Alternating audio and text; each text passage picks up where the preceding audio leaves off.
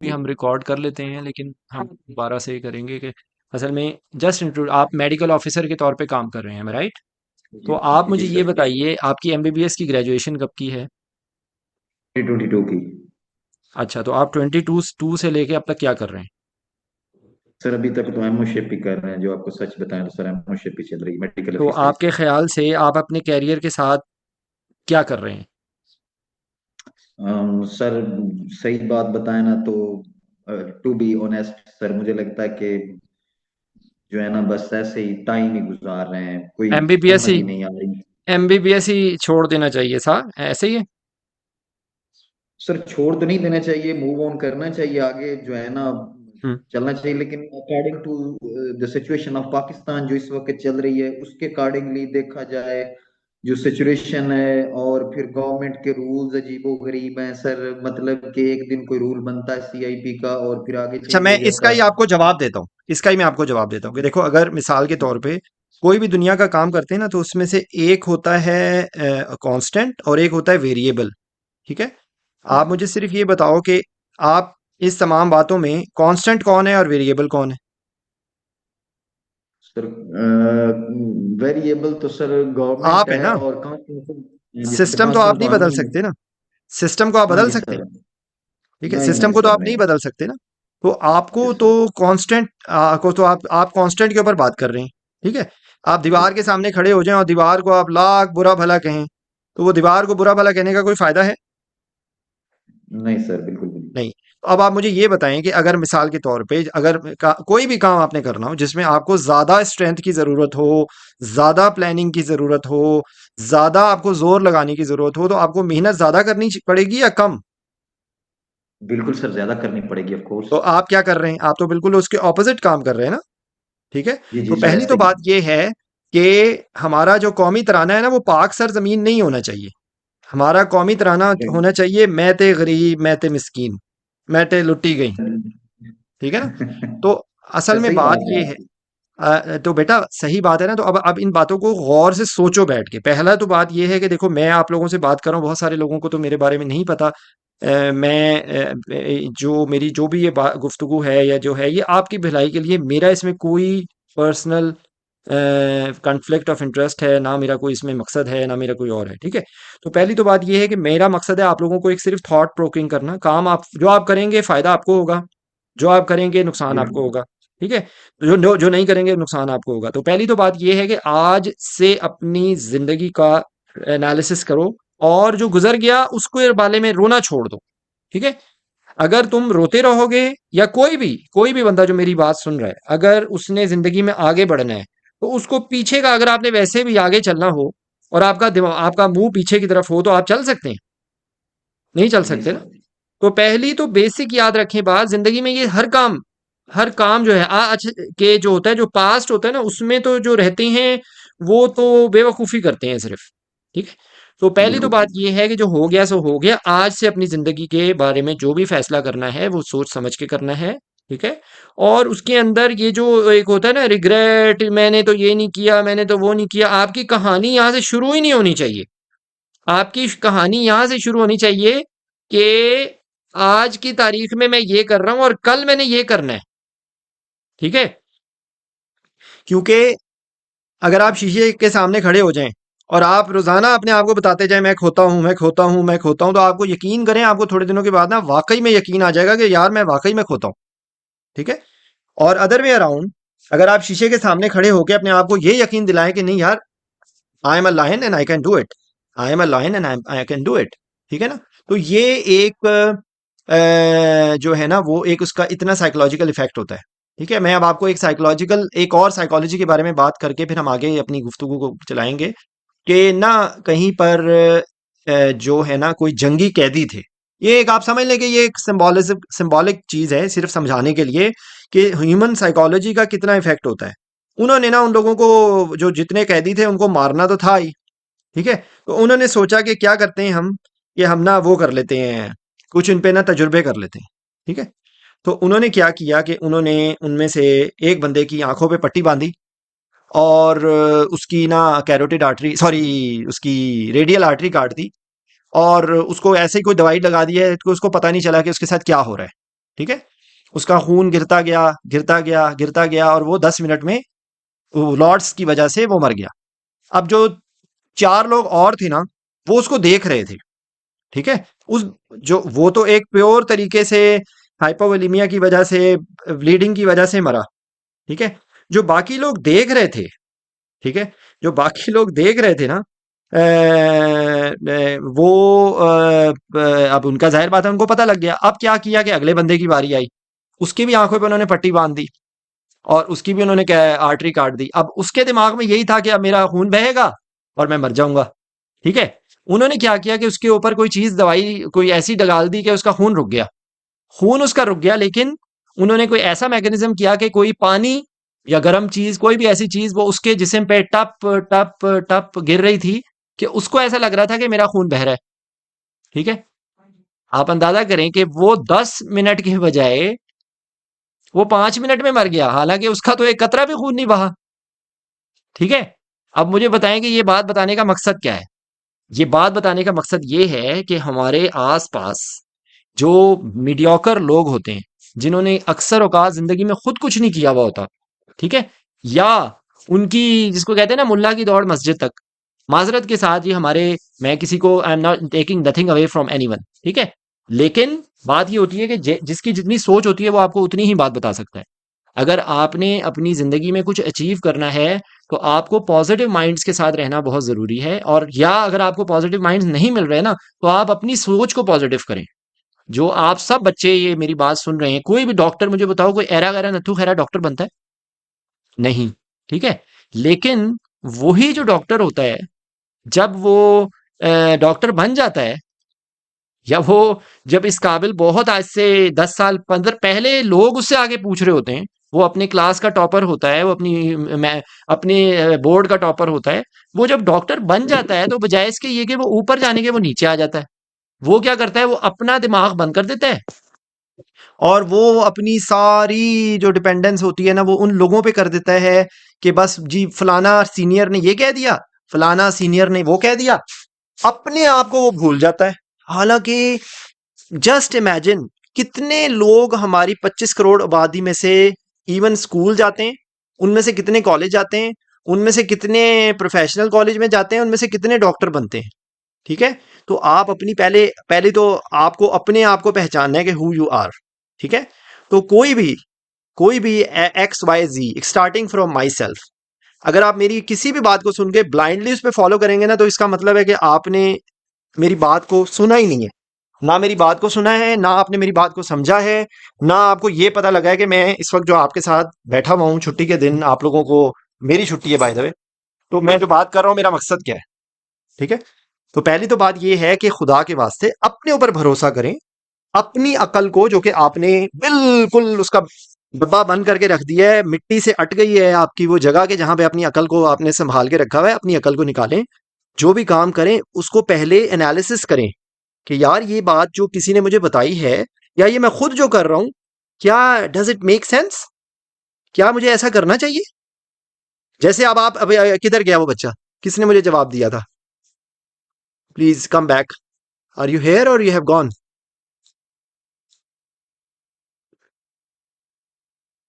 अकरम साहब, जी अकरम साहब, आप प्लीज मुझे, आप बीच में क्या ऑफलाइन हो गए थे? मैं आपके बारे में ही, आप मुझे सिर्फ इस सवाल का जवाब दें। मैं ये बात मैंने यहाँ पे ये बोली थी कि हम अपनी अकल इस्तेमाल नहीं करते और हम दूसरों की अकल पे ट्रस्ट करना शुरू कर देते हैं, and we don't use our brain. फलाना ने ये मुझे कह दिया, फलाना सीनियर ने मुझे ये कह दिया, और बस अंधों की तरह चल पड़े उसके पीछे। तो आप बेटा मुझे ये बताओ अकरम, कि आपको पहली तो बात ये कि आपको ये लग रहा है कि आपने अभी तक की जिंदगी में, अभी एमबीबीएस मुकम्मल करने के भी बाद आपने अपना टाइम जाया किया है? ऐसा ही है ना? आवाज आ रही है आपको अकरम? तो anyways, I think he is not here. लेकिन मेरा तो बताने का पहला मैसेज ये है कि please, what ever you are doing, try to do methodical. ठीक है, what ever you are doing, try to think. अब तो खैर ए आई आ गई है ना, तो ए आई आपको बहुत सारे सवालों के जवाब दे देती है। तो हर काम करने से पहले अपने दिमाग की ए आई को, जो आपकी है, जो अल्लाह ने आपको दी है, उसको इस्तेमाल करें। पहली तो बात ये हो गई। जो नो पास्ट, पास्ट के बारे में कोई डिस्कशन नहीं करनी है, नो डिस्कशन अबाउट पास्ट। आगे प्रोस्पेक्टिव, जो दिन गुजर गया सो गुजर गया। अब यहां से आगे आपने वो काम करना है कि जिसके अंदर प्रोबेबिलिटी सक्सेस की ज्यादा हो। ठीक है, बहुत सारे काम होते हैं जो कि करने को तो बहुत सारे काम किए जा सकते हैं, लेकिन आपने उसमें से ये देखना है कि उसमें से कौन सी चीज है कि जिसके अंदर प्रोबेबिलिटी जो है वो ज्यादा है किसी भी सक्सेस की। ठीक है, तो वो चीज डिफाइन करेगी कि what you should do and what you shouldn't do. ठीक है। अच्छा, अब मैं आपसे ये गुजारिश करूंगा कि कोई आप लोगों में से वॉलंटियर करे और मेरे से सवाल पूछे ताकि मैं वहां से अपनी गुफ्तगू को आगे लेके चलूं। पहला मैंने इससे लेसन आपको ये दिया है कि आपको अपनी सलाहियतों पे भरोसा करना चाहिए और किसी को नो ब्लाइंड फॉलोइंग। फलाना सीनियर ने मुझे ये कहा था तो फलाना सीनियर की बात सुन के मैंने बात शुरू कर दी। ये आपने अपने आप से प्रॉमिस करना है कि आइंदा आपने किसी ऐरे गैरे नत्थु खैरे की बात पे भरोसा नहीं करना। इवन इवन सो अगर आपके पेरेंट्स भी हैं तो आपके पेरेंट्स अगर टेक्निकल नहीं है, अगर वो खुद डॉक्टर नहीं है या खुद, तो इस मामले में आप उनकी इज्जत एहतराम तो कर सकते हैं, लेकिन आप उनकी मशवरे को आप बेंचमार्क नहीं बना सकते। ठीक है, आपने उनको बेंचमार्क नहीं बनाना। ठीक है, तो ये मेरी रिक्वेस्ट है। आगे ask some question to me please and so that I continue because I have no agenda। मैंने आप लोगों को एक ग्रूमिंग करनी है। अगर कोई मेडिकल स्टूडेंट होगा तो मैं मेडिकल स्टूडेंट से भी कुछ बात करना चाहता हूं, अगर कोई रेजिडेंट है तो मैं उससे भी बात करना चाहता हूं। I have to touch number of topics. तो कोई बंदा वॉलंटियर करे जो सवाल पूछे ताकि मैं वहां से आगे चलूं। Yes, what's your question sir? मुझे ये पूछना है कि हमने एनएलई करने के लिए कौन सी बुक पढ़नी चाहिए। ये चलें, अब आपको मैं ये भी एक सवाल का जवाब दे देता हूँ कि ये एनएलई जो है ये नेशनल लाइसेंसिंग एग्जाम है। Am I right? प्लीज अगर आप if you can speak out Rida, please have confidence to speak out. ठीक है, माशाल्लाह से you you are talking on a professional forum. तो आपने सवाल पूछा ना रिदा, तो प्लीज अगर आप if you can speak out so that I can probe you a little more. Hello, you are. अस्सलाम वालेकुम जी। जी वालेकुम। I am Rida Batoor, doctor Rida ji, Batoor. आपसे ये सवाल करना था आपने कोई कि ट्रांसफर की फॉर्ज तो नहीं की? एक मिनट बेटा, ये किसी की आवाज आ रही है, फॉर्ज मैं की इसको। बात कर रहा हूँ। जी जी। जी रिदा, आप प्लीज स्पीक आउट। जी, तो आपका मुझे क्या ये पूछना था कि मुझे हाँ, एनएलई जो बच्चों को पास करना होगा, उनके लिए बुक जो है अच्छी या पास एमसीक्यूज कोई हो जिससे हमें गाइड मिले। हम देखें मुझे वो पूछना है कि कौन सी बुक। मैं देखें सुनने आई हूँ कि यूएस असेंबली की जो बुक है बस वो पढ़ ले, लेकिन और मजीद कौन सी ऐसी बुक हो जो, हाँ आप बताएं, पहला तो गाइड मेरा करें। पहला तो मेरा क्वेश्चन ये है कि क्या एनएलई वैलिड हो गया है पाकिस्तान में? क्योंकि मेरी इन्फॉर्मेशन नहीं है। मुझे तो इतना पता है कि एनएलई होने की कोशिश की गई थी लेकिन एनएलई अभी तक इम्प्लीमेंट नहीं हो रहा। Is it implemented now? जी जी, ये एक्चुअली हम लोग बाहर मुल्क से पढ़कर आए हैं, ईरान से। तो हमें एनएलई पास करना होगा क्योंकि हमें पीएमडीसी का रजिस्ट्रेशन अच्छा देखें। लेटर चाहिए जी देखो बेटा, ताकि मैं हम। आपको, हाँ मैं समझ गया आपकी बात। आप मुझे इसका भी मैं आपको जवाब ये दूंगा कि आपके ये क्योंकि ये भी एक और टॉपिक को डिस्कस कर लिया है कि मुझे ये बताइए कि prospects of you going to any other country क्या हैं? यानी कि आपका आगे, क्योंकि यहाँ पर जो आपने एग्जाम देना है ना, वो उन लोगों को, आप तो माशाल्लाह से लड़की हैं तो लड़कियों की जिंदगी जाहिर बात है डिपेंडेंट होती है उनकी फैमिली लाइफ पे। ठीक है ना, तो आपके लिए तो शायद ये क्वेश्चन मेरा इतना वैलिड नहीं है कि you have to do it. लेकिन जो लड़के हैं, बहुत सारे लड़के जो बाहर ग्रेजुएशन करते हैं, उनको, जिनका आगे अगर फ्यूचर प्लान आगे जाने का है, तो उनको कोई जरूरत नहीं है कि वो पीएमडीसी के चक्रों में पड़े। ठीक है, और उनको अपना मजीद, या अगर पढ़ भी रहे हैं तो उनको बाकी चीजों को पैरेलल रखना चाहिए। तो मैं ये जो आपने बात कही है ना, इसके लिए एक ज़हन में रखें कि मेरे पास एग्जैक्ट आंसर नहीं है, बिल्कुल स्पेसिफिक टेलर्ड मेड आंसर मेरे पास इसलिए नहीं क्योंकि I have no idea about this exam. मैं आपको यही बात बता सकता हूं कि कोई भी एग्जाम देना हो, उसका उसको देखते हैं ओवरऑल पढ़ने का क्या तरीका होना चाहिए। वो होता है टॉपिक ओरिएंटेड स्टडी। ठीक है ना, कि अगर आपको वो टॉपिक्स आते हैं तो आपके लिए उससे रिलेटेड कोई भी सवाल का जवाब देना आसान होगा। ठीक है, बाकी अगर आप ये मुझे कहें कि मैं कोई सिर्फ आप मैं क्योंकि मैं इस चीज़ का बहुत बड़ा एडवोकेट हूं कि हम लोगों को जिंदगी के अंदर सिर्फ शॉर्टकट्स नहीं ढूंढने चाहिए। ठीक है, अगर आपको कॉन्सेप्ट किसी फिजियोलॉजी का या फार्माकोलॉजी का आपके आपके पास नॉलेज इस तरह की है तो मैं आपको गारंटी देता हूँ आपका कोई एग्जाम फेल नहीं होगा। यूएसएमएलई वाले जो बच्चे हैं जो यूएसएमएलई की प्रिपरेशन करते हैं वो एफसीपीएस पार्ट वन वैसे ही जाके मुंह धो के जाके दे आते हैं और वो दे नेवर फेल। वो क्यों नहीं फेल होते? वो तो कोई पूल नहीं पढ़ते, वो कुछ नहीं करते, उनमें से मेजोरिटी शायद उनमें से 100 में से कोई एक बंदा फेल हो जाता होगा, लेकिन उनमें से मेरा ख्याल है कि मोर देन 95 मोर और 98% लोग पास हो जाते हैं। वजह क्या है? वजह ये है कि उनका उनके कॉन्सेप्ट्स क्लियर होते हैं। तो अगर आपने एलएलई देना है तो मैं आपको यही गुजारिश करूंगा कि आप यूएसएमएलई लेवल की तैयारी करें, आपका कभी एनएलई फेल नहीं होगा। That's my answer.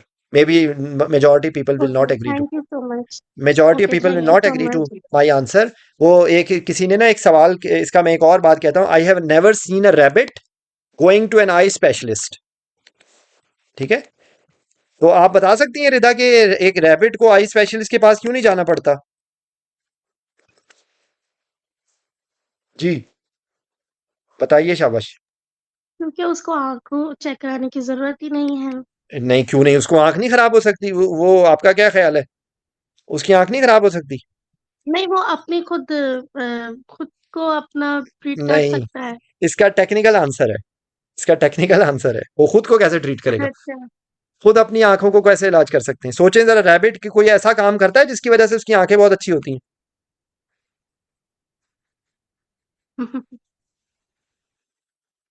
रैबिट जो है ना वो गाजरें बहुत खाता है। आपने देखा नहीं है, बनी हर वक्त उसके हाथ में गाजर होती है। तो गाजर के जी, अंदर होता जी, है जी। Vitamin A. तो vitamin A is good for hmm, eyes. So that is why I have never seen a rabbit going to an eye specialist. So now I change my statement. I have never seen people who have prepared for USMLE failing in any exam. I can guarantee you that the people who prepare for USMLE, they will not fail in any exams. I can guarantee you. In majority of cases. Of okay, ठीक course, है। Thank you so ex much exceptions are information के always लिए। there. ठीक है? तो अच्छा, तो ये है। अच्छा, ये मैं ना क्वेश्चंस के सेगमेंट्स को मुख्तलिफ हिस्सों में तकसीम करता हूँ। पहली पहली ये कि जो एमबीबीएस स्टूडेंट्स हैं, कोई इस वक्त यहाँ पर एमबीबीएस स्टूडेंट है? Can I have any one? अगर कोई नहीं है तो बता, एक अलग है। अगर कोई मेडिकल स्टूडेंट है तो please raise your hand. Is there any medical student at the moment hair?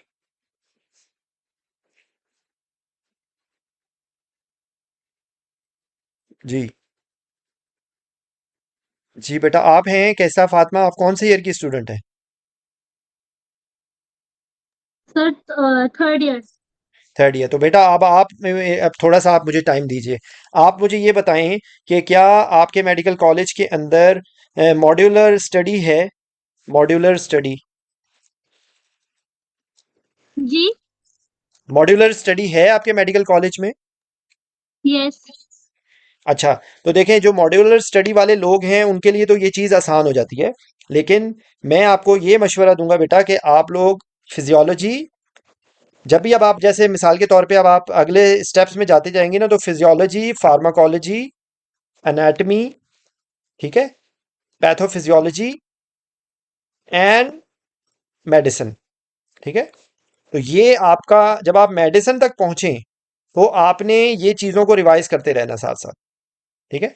यानी कि if you are reading pharmacology, you should revise physiology and anatomy, ठीक है। जब आप पैथोफिजियोलॉजी पढ़ रहे हैं तो आप फिर रिवाइज कर लें फिजियोलॉजी को, क्योंकि अगर आप ये करेंगी तो वो आपकी कॉन्सेप्ट्स क्लियर हो जाएंगे और आपके लिए आपकी परफॉर्मेंस उस सब्जेक्ट में बेहतर हो जाएगी, ठीक है। और सबसे बड़ा आपको फायदा ये होगा कि when you are going to next step, जब आप अगले स्टेप में जा रहे हैं और आपने कोई भी बेसिक साइंसेस का एग्जाम देना है, आपने यूएसएमएलई करना है, प्लैब करना है, एफसीपीएस पार्ट वन करना है, कोई भी आपने करना है, तो वो आपके लिए चीज़ें आपस में कोरिलेटेड होंगी, ठीक है। अच्छा, दूसरी बात ये कि देखें, एक पढ़ाई होती है बुक ओरिएंटेड पढ़ाई, ठीक है, और एक होती है टॉपिक ओरिएंटेड पढ़ाई। तो आपके ख्याल से which is better? What do you think? क्योंकि आप लोगों को मेडिकल कॉलेज के अंदर हम लोगों को ये बातें कोई बताता ही नहीं है। हम लोग बस तोते की तरह, जिस तरह मियाँ मिट्ठू चूरी खाएंगे, वही वाला हिसाब होता है हमारा, ठीक है। ये चीज़ें हमें बहुत बाद में जाके पता चलती हैं कि खाली मकसद एग्जाम पास करना नहीं होता। नो डाउट फिर वही वाली बात घूम फिर के आएगी कि हमारे मेजॉरिटी लोग आपको ये बातें नहीं बताएंगे। मेजॉरिटी लोग आपको कहेंगे कि पहले तो जी एग्जाम पास करना भी तो जरूरी है। मैं ये नहीं कह रहा हूँ कि एग्जाम पास करना जरूरी नहीं है, लेकिन इसका मतलब ये नहीं है कि आप सिर्फ एग्जाम पास करने के चक्करों में रहें और आपको आता जाता कुछ भी ना हो। अगर आपने एग्जाम भी पास कर लिया और आपको नॉलेज आपकी ना हुई, तो मुझे बताइए कि अल्टीमेटली आप अपने ऊपर भी एक बोझ बनेंगे या नहीं। ठीक है। और एक मैं और इसका मॉरल क्वेश्चन पूछता हूँ आप सब लोगों से, आप सब लोग इस बात से एग्री करेंगे। अगर हमारा कोई अपना बीमार हो, तो हम क्या ये नहीं चाहते कि हम किसी अच्छे डॉक्टर से इलाज कराएं या ऐसे डॉक्टर के पास जाएं कि उसको सब कुछ आता हो।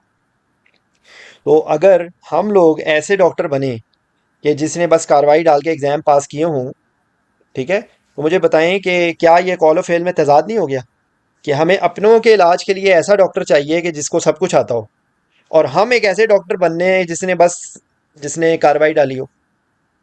तो ये एक आप लोगों के ऊपर, हम सब के ऊपर एक मॉरल रिस्पॉन्सिबिलिटी है। ठीक है, कि प्लीज़ प्लीज़ आपको तरतीब से पढ़ाई करनी चाहिए। ठीक है, आपकी पढ़ाई की बेस ये नहीं होनी चाहिए कि बस एग्ज़ाम पास हो जाए। एग्ज़ाम पास करना है, बिल्कुल पास करना है। एग्ज़ाम की ट्रिक्स होती हैं, लेकिन उसके लिए आपको एक तरतीब आनी चाहिए, आपको एक बेसिक फॉर्मेट आना चाहिए। ठीक है, अगर आपको बेसिक फॉर्मेट समझ आ गया कि कोई भी टॉपिक पढ़ना है, तो उसको पहले उसके अराउंड एंड अराउंड देखना है कि यार इस टॉपिक के ये भी एस्पेक्ट्स बनते हैं, ये भी एस्पेक्ट्स बनते हैं, ये भी कोई एनाटमी है, कोई ये मज़े की बात बताऊं, ये तरतीब अगर आपको समझ आ जाए तो ये हर चीज़ के अंदर वैलिड होगी। चाहे वो एनाटमी हो, चाहे वो फिजियोलॉजी हो, चाहे वो पैथोफिजियोलॉजी हो, चाहे वो मेडिसिन हो, चाहे वो what ever, her her her topic के आपको हर टॉपिक आपको बताएगा कि इसकी इसकी क्या डोमेन है। तो आप अगर अपनी approach, if you are in third year, please please अपनी अप्रोच ऐसी बना लें। थोड़ा सा हो सकता है आपको ज़्यादा टाइम लग जाए, कोई बात नहीं। इसका मतलब फिर ये नहीं है कि आप अपनी वो पढ़ाई छोड़ दें टोटल। मैं आपको गारंटी देता हूँ कि आप उस पढ़ाई की को अपने साथ जोड़ के भी आप काम ये कर सकते हैं। लेकिन अगर आपकी अप्रोच नहीं होगी, तो फिर आपके लिए प्रॉब्लम होगी। तो इसलिए आप कोशिश ये करें कि just try to cover the topic rather than a book. क्योंकि हो सकता है कि एक बुक के अंदर वो एस्पेक्ट्स लिखे ही नहीं है। हम लोग जब पढ़ते थे उस जमाने में, तो वो मनहूस बीडी चौरासिया होती थी एनाटॉमी की, और हम लोग तो नोट्स पढ़ते थे। अब मुझे अफसोस होता है, मेरे हो सकता है मेरे जैसे लोग बहुत कम हों, लेकिन मैं समझता हूँ कि आई वॉज एवरेज स्टूडेंट। और मैं तो एवरेज स्टूडेंट की बात कर रहा हूँ। बहुत सारे स्टूडेंट उस वक्त भी बहुत अच्छी अच्छी किताबें पढ़ते थे, लेकिन हम लोगों के पैटर्न के अंदर एमसीक्यूज नहीं थे। अब आप लोगों की पढ़ाई बहुत बेहतर है, इसलिए जो मॉड्यूलर स्टडी है वो it's a revolution in Pakistan at least. हम हमारे हमारे दौर में, आज से मैंने जब ग्रेजुएशन की थी, आज से मेरी ग्रेजुएशन को 22 साल हो गए, तो 22 years back it was not like that. मैंने एमबीबीएस 2004 में किया था लामा इकबाल मेडिकल कॉलेज से, तो उस वक्त नहीं था। तो आप लोग लकी हैं। तो आप प्लीज़ इस चीज़ को कंटिन्यू रखें। ठीक है। और दूसरी बात ये कि अब यही इसी इसी सवाल को मैं आगे लेके चलूंगा कि जो लोग इस वक्त एफसीपीएस पार्ट 1 की तैयारी कर रहे हैं, या वो लोग के जो एफसीपीएस पार्ट 2 की तैयारी कर रहे हैं, या वो लोग के जो कोई भी इंटरनेशनल एग्जाम देना चाहते हैं, उनको यही पैटर्न रखना चाहिए। कोई भी एक चीज़ है, उसको जाहिर बात है, जब आप किसी कोई भी आप पोस्ट ग्रेजुएट एग्जाम देंगे, या इवन अगर आप फाइनल ईयर के लेवल तक पहुंच जाएंगे, तो आपको जो भी चीज़ पढ़नी होगी उसके अंदर आपको पिछली चीज़ आनी चाहिए। अगर आपको सीवीएस की फिजियोलॉजी नहीं आती, आप एरिथमिया पढ़ना चाहते हैं, ठीक है, मैं एरिथमिया की एग्जांपल दे देता हूँ। अगर आपको कंडक्टिंग सिस्टम ऑफ हार्ट नहीं आता, अगर आपको जो है वो जो एक्शन पोटेंशियल है वो नहीं आता, ठीक है, तो आप मुझे बताएं कि आप अच्छा, आपको एंटी रिदमिक्स की सही तरह नहीं आएगी समझ।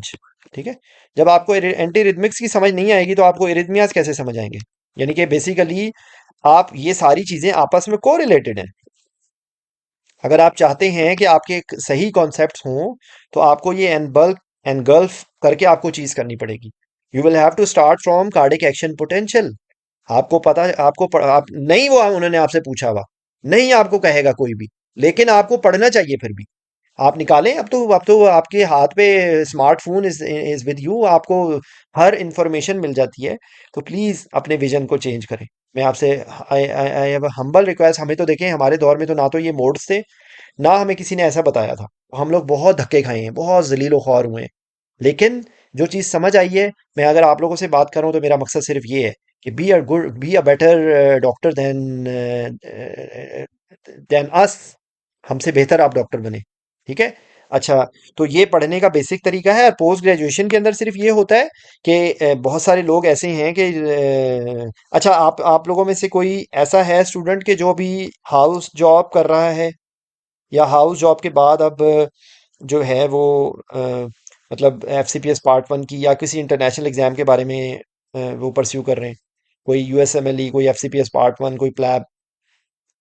तो उसके लिए भी आप एक बेसिक इंफॉर्मेशन या बेसिक आपको मैं बात समझाना चाहता हूँ कि देखें, कोई बंदा प्लैब कर रहा है, कोई बंदा यूएसएमएलई कर रहा है, कोई बंदा ऑस्ट्रेलियन मेडिकल काउंसिल के लिए कर रहा है, कोई बंदा सऊदी लाइसेंसिंग एग्जाम के लिए कर रहा है, कोई गल्फ के बाकी कंट्रीज के लिए कर रहा है। ठीक है। वो चाहे जो मर्जी कर रहे हो, ये एक ज़हन में रखें बात, कि ये हमारे अब्बा का मुल्क है। किसका मुल्क है? हमारे अब्बे का मुल्क है। ठीक है। तो अनलेस अनलेस अगर किसी का बहुत स्ट्रेट पाथवे है, जैसे मैंने यहाँ पे जो रिदा ने हमसे बात की थी, तो रिदा ने बात जो पूछी थी, वो चली गई है मेरे ख्याल से। तो रिदा ने, वो फॉरेन ग्रेजुएट थी, तो उन्होंने ये बात की थी, तो उनको मैंने सिर्फ ये इसलिए कहा था कि वो यहाँ पर आए तो वो अपना टाइम ना ज़ाया करें, तो वो दोनों पाथवेज पे रखें। लेकिन ये हमारे बाप का मुल्क है, और हमें सबसे पहले जो चीज़ देखनी चाहिए कि ट्रेनिंग, क्योंकि यहाँ पर बहुत कंफ्यूजन है लोगों को। ये जितने बेतहाशा एग्जाम है, MRCP, MRCGP, ठीक है, उसके बाद MRCS, ये आपको इस तरह के बेतहाशा सैकड़ों इम्तहान नजर आ जाएंगे हर स्पेशलिटी के। और लोगों को ये बात नहीं समझ आती है कि गोरों ने ना हम पर 100 साल हुक्मरानी की है, और हम आज भी उनके गुलाम हैं ज़हनी तौर पे। हम लोग इस तरह के गुलाम है कि हमारे सामने कोई गोरा जा रहा होता है ना, तो हम बड़े खुश होके ना कहते हैं, ओ देखो गोरा जा रहा है। हम लोग इसी बात पे खुश हो जाते हैं, गोरे को देख के। ठीक है, ये हमारी मेंटालिटी है। ये हम लोगों की ये मेजॉरिटी जो हमारे पॉपुलेशन है ना, वो आप अगर आप नहीं भी ये करते ना, तो आपके आसपास लोग ऐसे ही करते होंगे। उसका नतीजा ये है कि हम इन एग्जाम्स को समझते हैं जैसे पता नहीं क्या चीज़ है। तो एक याद रखें, ये they are just bloody useless unless you do a training. ठीक है। तो गोरों ने क्या तरीका रखा हुआ है? पैसे कमाने का धंधा। उनको पता है, उनको आपका क्या ख्याल है कि they don't know, they don't have brain, they are nuts? No, उनको पता है कि ये सारे पागल देसी जो लोग हैं ना, ये इम्तहानों के पीछे भागेंगे। और मैं कन्फ्लिक्ट ऑफ इंटरेस्ट में सबसे पहले अपने आप को बताऊंगा कि मुझे भी पता नहीं था। मैंने 4 को इंटरनेशनल एग्जाम देने के बाद मुझे पता लगा कि मैं जो आपको बात बता रहा हूँ, ये मुझे 4 इम्तहान देने के बाद पता लगी है। ठीक है। ये मैंने 4 डिप्लोमास और फेलोशिप्स की हैं अदर देन एफसीपीएस। ठीक है। तो सबसे बड़ा मामू तो मैं खुद बनाऊं कि मैं ये सारे इम्तहान देता रहूं। तो इनका क्या फायदा है और इनका क्या फायदा नहीं है, मैं दोनों बात बताऊंगा। इसका मुझे नॉलेज में बहुत बहुत फायदा है। इल्म तो इबादत है। आप जब इंटरनेशनल एग्जामिनर्स के पास सामने बैठते हैं, तो आपको पता लगता है दे पास थ्रू यू। ठीक है। तो इट्स नॉट इजी जॉब। बहुत पैसे लगे, बहुत मुझे एक्सपोजर मिला। मैंने तो सैरें भी की, मैं तो दुनिया देखने का शौक था, मैं तो दुनिया देखने के लिए भी मैंने ये सब किया। लेकिन अगर आप मेरे से प्रैक्टिकली पूछें, तो इन एग्जाम्स का कोई फायदा नहीं है। ये they are just a source of income for these European countries. इनका कोई अलग से कोई फायदा नहीं है, unless you go there, work there and do the training. Training हर किसी को मिलती नहीं है। ट्रेनिंग के लिए हर बंदे की एक जैसी अपॉर्चुनिटीज नहीं है। तो आपको जो अगर करने हैं तो 100 दफा करें, लेकिन you should have a full time plan कि आप करना क्या चाह रहे हैं। क्या आपके पास कोई ग्राउंड्स हैं? बहुत सारे लोग ये कहते हैं कि जी हमने MRCP करना है। अब प्रॉब्लम क्या है, मैं आपको उसके भी बारे में बताऊंगा कि क्या करना चाहिए। अगर किसी ने बाहर के मुल्क जाना है, किसी ने फॉर एग्जांपल यूके जाना है, या आयरलैंड जाना है, या फॉर एग्जांपल वो यूएसएमएलई कर रहा है, फटेवर, उसके लिए बेसिक क्या होता है कि वहाँ का लाइसेंसिंग एग्जाम होता है। ठीक है। तो लाइसेंसिंग एग्जाम जैसे जीएमसी है, ठीक है, आईएमसी है, या अमेरिका के लिए ये ECFMG है। ठीक है। तो ये रजिस्ट्रेशंस होती हैं, और उनके लिए जो भी एग्जाम्स होते हैं, एक उनका अपना एग्जाम होता है, और एक उसकी एग्जाम्पशंस होती हैं। तो प्लैब की एग्जाम्पशंस आपको बेतहाशा पोस्ट ग्रेजुएट क्वालिफिकेशन से मिल जाएंगी। ठीक है। आज से कुछ अरसा पहले हमारा FCPS एनेस्थीसिया और FCPS पीडियाट्रिक्स भी इस लिस्ट में था, जिसमें प्लैब की एग्जाम्पशन थी, लेकिन अब वो खत्म हो गया। तो इस वक्त पाकिस्तान की कोई क्वालिफिकेशन नहीं है GMC की। IMC की आप लोगों को qualification simple MBBS and house job in 3 months pattern पे भी आपको IMC मिल जाती है। और अमेरिका के लिए कोई एक्सेप्शन नहीं है, हर बंदे को USMLE करना होता है। ठीक है। लेकिन आपको पहले स्टेप में आपको रजिस्ट्रेशन करवानी है, चाहे वो आप प्लैब के थ्रू करवाएं, चाहे आप क्लैप की कोई एग्जामेशन के थ्रू करवाएं। ठीक है, तो पहले आप ध्यान में रखें कि आपने बेशक पोस्ट ग्रेजुएट एग्जाम कर लिया, लेकिन आपके पास कुछ नहीं है और आपने एमआरसीपी पास कर लिया, आप बहुत एक्स्ट्रा ऑर्डिनरी हैं, आपने बगैर किसी पोस्ट ग्रेजुएट ट्रेनिंग के एक्सपीरियंस के आपने एमआरसीपी पास कर लिया है। अब सिचुएशन सिनेरियो क्या है कि आपके पास 2 साल का एक्सपीरियंस है और आपने एमआरसीपी पास कर लिया है। आपका क्या ख्याल है कि सिर्फ ये एमआरसीपी आपको वहां पर कोई बहुत बड़ा एज दे देगा? The answer is no. मैं आपको गारंटी से कह सकता हूं कि इस वक्त जितनी सैचुरेशन है, सिर्फ एमआरसीपी पास करना आपको कोई फायदा नहीं होगा उसका। हाँ, अब फायदा किस तरह होगा, तो अब अगली हम बात करते हैं कि how to make a portfolio. ठीक है, कि आपकी एक अच्छी अच्छी पर्सनैलिटी बिल्डिंग आपकी एज अ डॉक्टर या जो इंटरनेशनल फोरम पे आप अपनी, तो लोग जब सीवी देखता हूं ना, मैं तो अपना सर पीट लेता हूँ।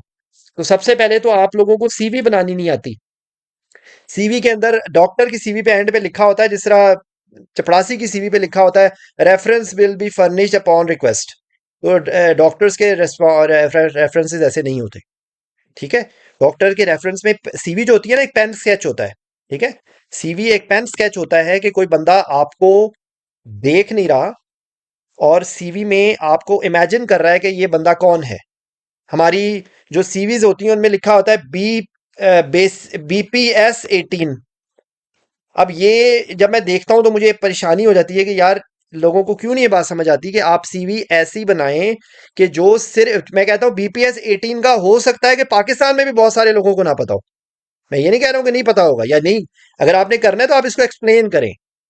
अगर आपने लिख ही देना है ना, अगर आपको बहुत जोर से इस चीज की तलब आ रही है कि आपने बेसिक पे स्केल 18 लिखना है, तो आप उसको एक्सप्लेन करें। क्योंकि आपकी सीवी एक पेन स्केच होना चाहिए। एक सीवी आपकी देखे, उसको पता कहीं दुनिया के किसी कोने में बैठा है वो खोल के देखे, तो आपकी सीवी से उसको ये पता लग जाए कि ये क्या है। हमारे लोग क्रोनोलॉजिकल ऑर्डर से सीवी नहीं बनाते, यानी कि CV is the most important thing. चाहे आपने 4 चीजें की हुई हैं, आप उन 4 चीजों को ऐसे प्रेजेंट करें कि जैसे अगले बंदे को पता लगे कि इसकी जिंदगी में कोई तरतीब है। ठीक है, तो आपका कॉन्टैक्ट नंबर है या आपकी सीवी का एक पूरा पैटर्न है। सीवी के ऊपर बहुत, मैंने सीवी के ऊपर पूरी एक डिस्कशन की हुई है डिटेल से। मैं आप लोगों को, कोई भी किसी को चाहिए हो तो मुझसे कांटेक्ट कर सकता है। लेकिन basically CV should be your pen sketch. CV should tell you what you are, what are your aims and objectives, what are your skills, where have you worked, and when you are telling someone कि आप कहाँ आपने काम किया है, तो उस hospital के बारे में आप ऐसे बयान करें कि भाई ये एक टीचिंग हॉस्पिटल है, या ये एक सिंपल क्लिनिक है, या ये एक ऐसा हॉस्पिटल है कि यहाँ पर ये काम होते हैं, ताकि उनको पता लग जाए कि भाई ये क्या है। कई दफा लोग एब्रीविएशंस लिखी हुई होती हैं। अब किसी को क्या पता कि what the hell is DHQ, किसी को पता क्या पता DHQ क्या भला है। बहुत सारे लोगों को यहाँ पे भी नहीं पता होगा, यकीन करें, DHQ और THQ या RSC, बहुत सारे लोगों को नहीं पता होगा। तो आपको अपने उस चीज को ऐसे करना है। ठीक है, अच्छा, उसके बाद जो है ना, एक CV is one thing, then portfolio need have should have a lot of things. Portfolio के अंदर आपकी कोई भी एक्सपीरियंस, अगर आपने कोई भी काम किया है, अगर आपने कोई सोशल वर्क भी किया है, अगर आपने कोई वॉलंटरी वर्क भी किया है, अगर आपने कोई रिसर्च की है, अगर आपने कोई अटैचमेंट्स किए हैं, वो सारे आपके पोर्टफोलियो में शामिल होंगे। ठीक है, अगर मैं coming back from where I started, कि अगर किसी ने एमआरसीपी, बड़ा बहुत बड़ी आला तालीम याफ्ता डिग्री है ना, अगर किसी ने एमआरसीपी भी कर लिया है लेकिन उसके पोर्टफोलियो में कुछ भी नहीं है, और वो यहाँ पे बैठा हुआ किसी टीचर से क्लिनिक में काम कर रहा है, तो व्हाट डू यू थिंक कि वो सिर्फ एमआरसीपी उसको चैंपियन बना देगा? नहीं, बिल्कुल भी नहीं। मैं आपको गारंटी देता हूँ, बिल्कुल भी नहीं। या कह लें प्रोबेबिलिटी बहुत कम होगी, हो सकता है, देखें, होने को तो अल्लाह चाहे तो इन्नल्लाह अला कुल्ली शैइन कदीर, अल्लाह चाहे तो कुछ भी हो सकता है। तो लेकिन हम यहाँ पे बात करें प्रोबेबिलिटी की। ठीक है, तो आप लोगों को, सब लोगों को ये पता होना चाहिए कि योर एक्सपीरियंस मैटर। अब यहाँ पे जो भाई जिससे बात हमने स्टार्ट की थी, वो एक एमओ की जॉब कर रहा है। ठीक है, तो वो एमओ की जॉब के एक्सपीरियंस पे उसकी मुझे बताएं कैचमेंट एरिया अच्छा होगा। अगर किसी ने, या किसी ने किसी ऐसी, तो इसलिए अगर किसी ने बाहर जाना है तो आपका जो 4 5 6 चीजें जो इंपॉर्टेंट है, कि आपका जो कैरियर है ना, वो बिल्कुल, वो एक, हम लोग एक लफ्ज यूज करते थे, कंचा। जो गेम खेलते थे तो कंचे की आवाज आती थी, वो किच किच। तो कैरियर आपका इस तरह का क्रिस्टल होना चाहिए, बिल्कुल।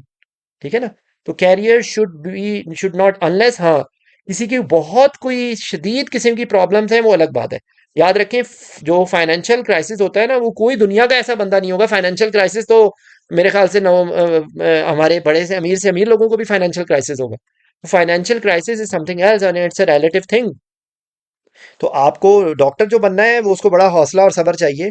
और अगर वो चाहता है कि अपने कैरियर को वो प्लान करे तो उसको तरतीब से चीज़ें करनी पड़ेंगी। अगर वो कहे कि मैं आज करोड़पति बन जाऊं तो ये नहीं होगा। अगर आप ये समझ रहे हैं कि आप किसी ड्रामे की तरह एक दिन एंटर होंगे और आप अगले दिन आप करोड़पति बन जाएंगे, तो वो ड्रामों फिल्मों में ऐसा हो सकता है, प्रैक्टिकल लाइफ में ऐसा नहीं हो सकता। और दूसरी बात ये कि जो आप बोएंगे वही आप काटेंगे। ये नहीं हो सकता कि आप मेहनत ना करें और आप चाहें कि आपको सब कुछ मिल जाए। Exceptions are always there. इसलिए इसलिए मैं अगली बात आपको ये बताऊंगा कि career, why career is important. आपको अच्छे इंस्टीट्यूट में काम करना चाहिए। Your institute matter.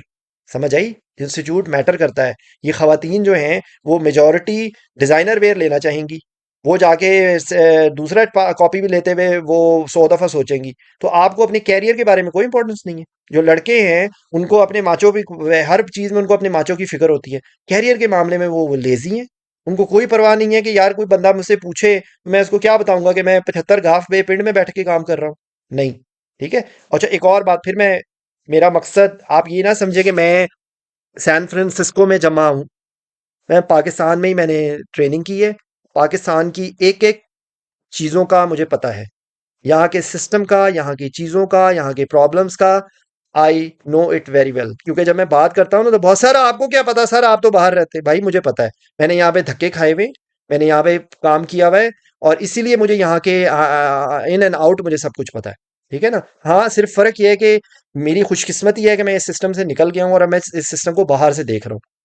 तो ये थोड़ा सा एक डिफरेंस है। लेकिन जो प्रोस्पेक्ट है, जो हमारी अप्रोच है, हमारी जो सोच है, जब तक आप अपनी सोच ऊपर नहीं करेंगे ना यार, तो खुदा के वास्ते आप लोग आगे आगे नहीं बढ़ सकते। तो कैरियर इज वेरी इंपॉर्टेंट। आपने, आपका एक एक दिन इंपॉर्टेंट होना चाहिए। आपको, अगर आप फाइनल ईयर में हैं तो आपको पता होना चाहिए कि मैंने फाइनल ईयर खत्म करने के बाद मैंने एक एक दिन मैंने जाया नहीं करना।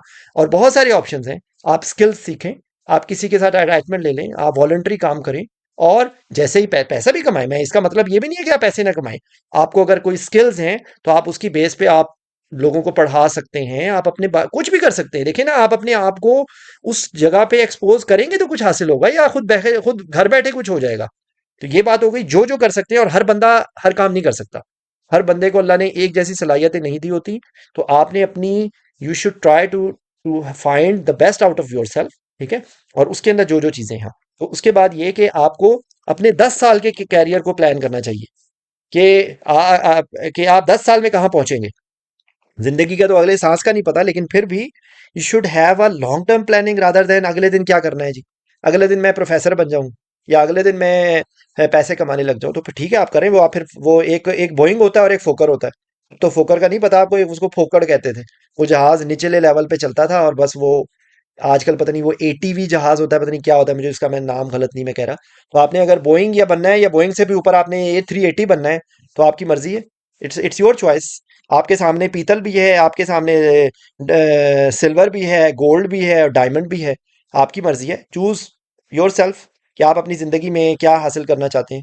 तो डॉक्टर का तो लर्निंग कर्व भी होता है, और डॉक्टर की जो इनकम का भी टाइम होता है, वो टाइम लगता है।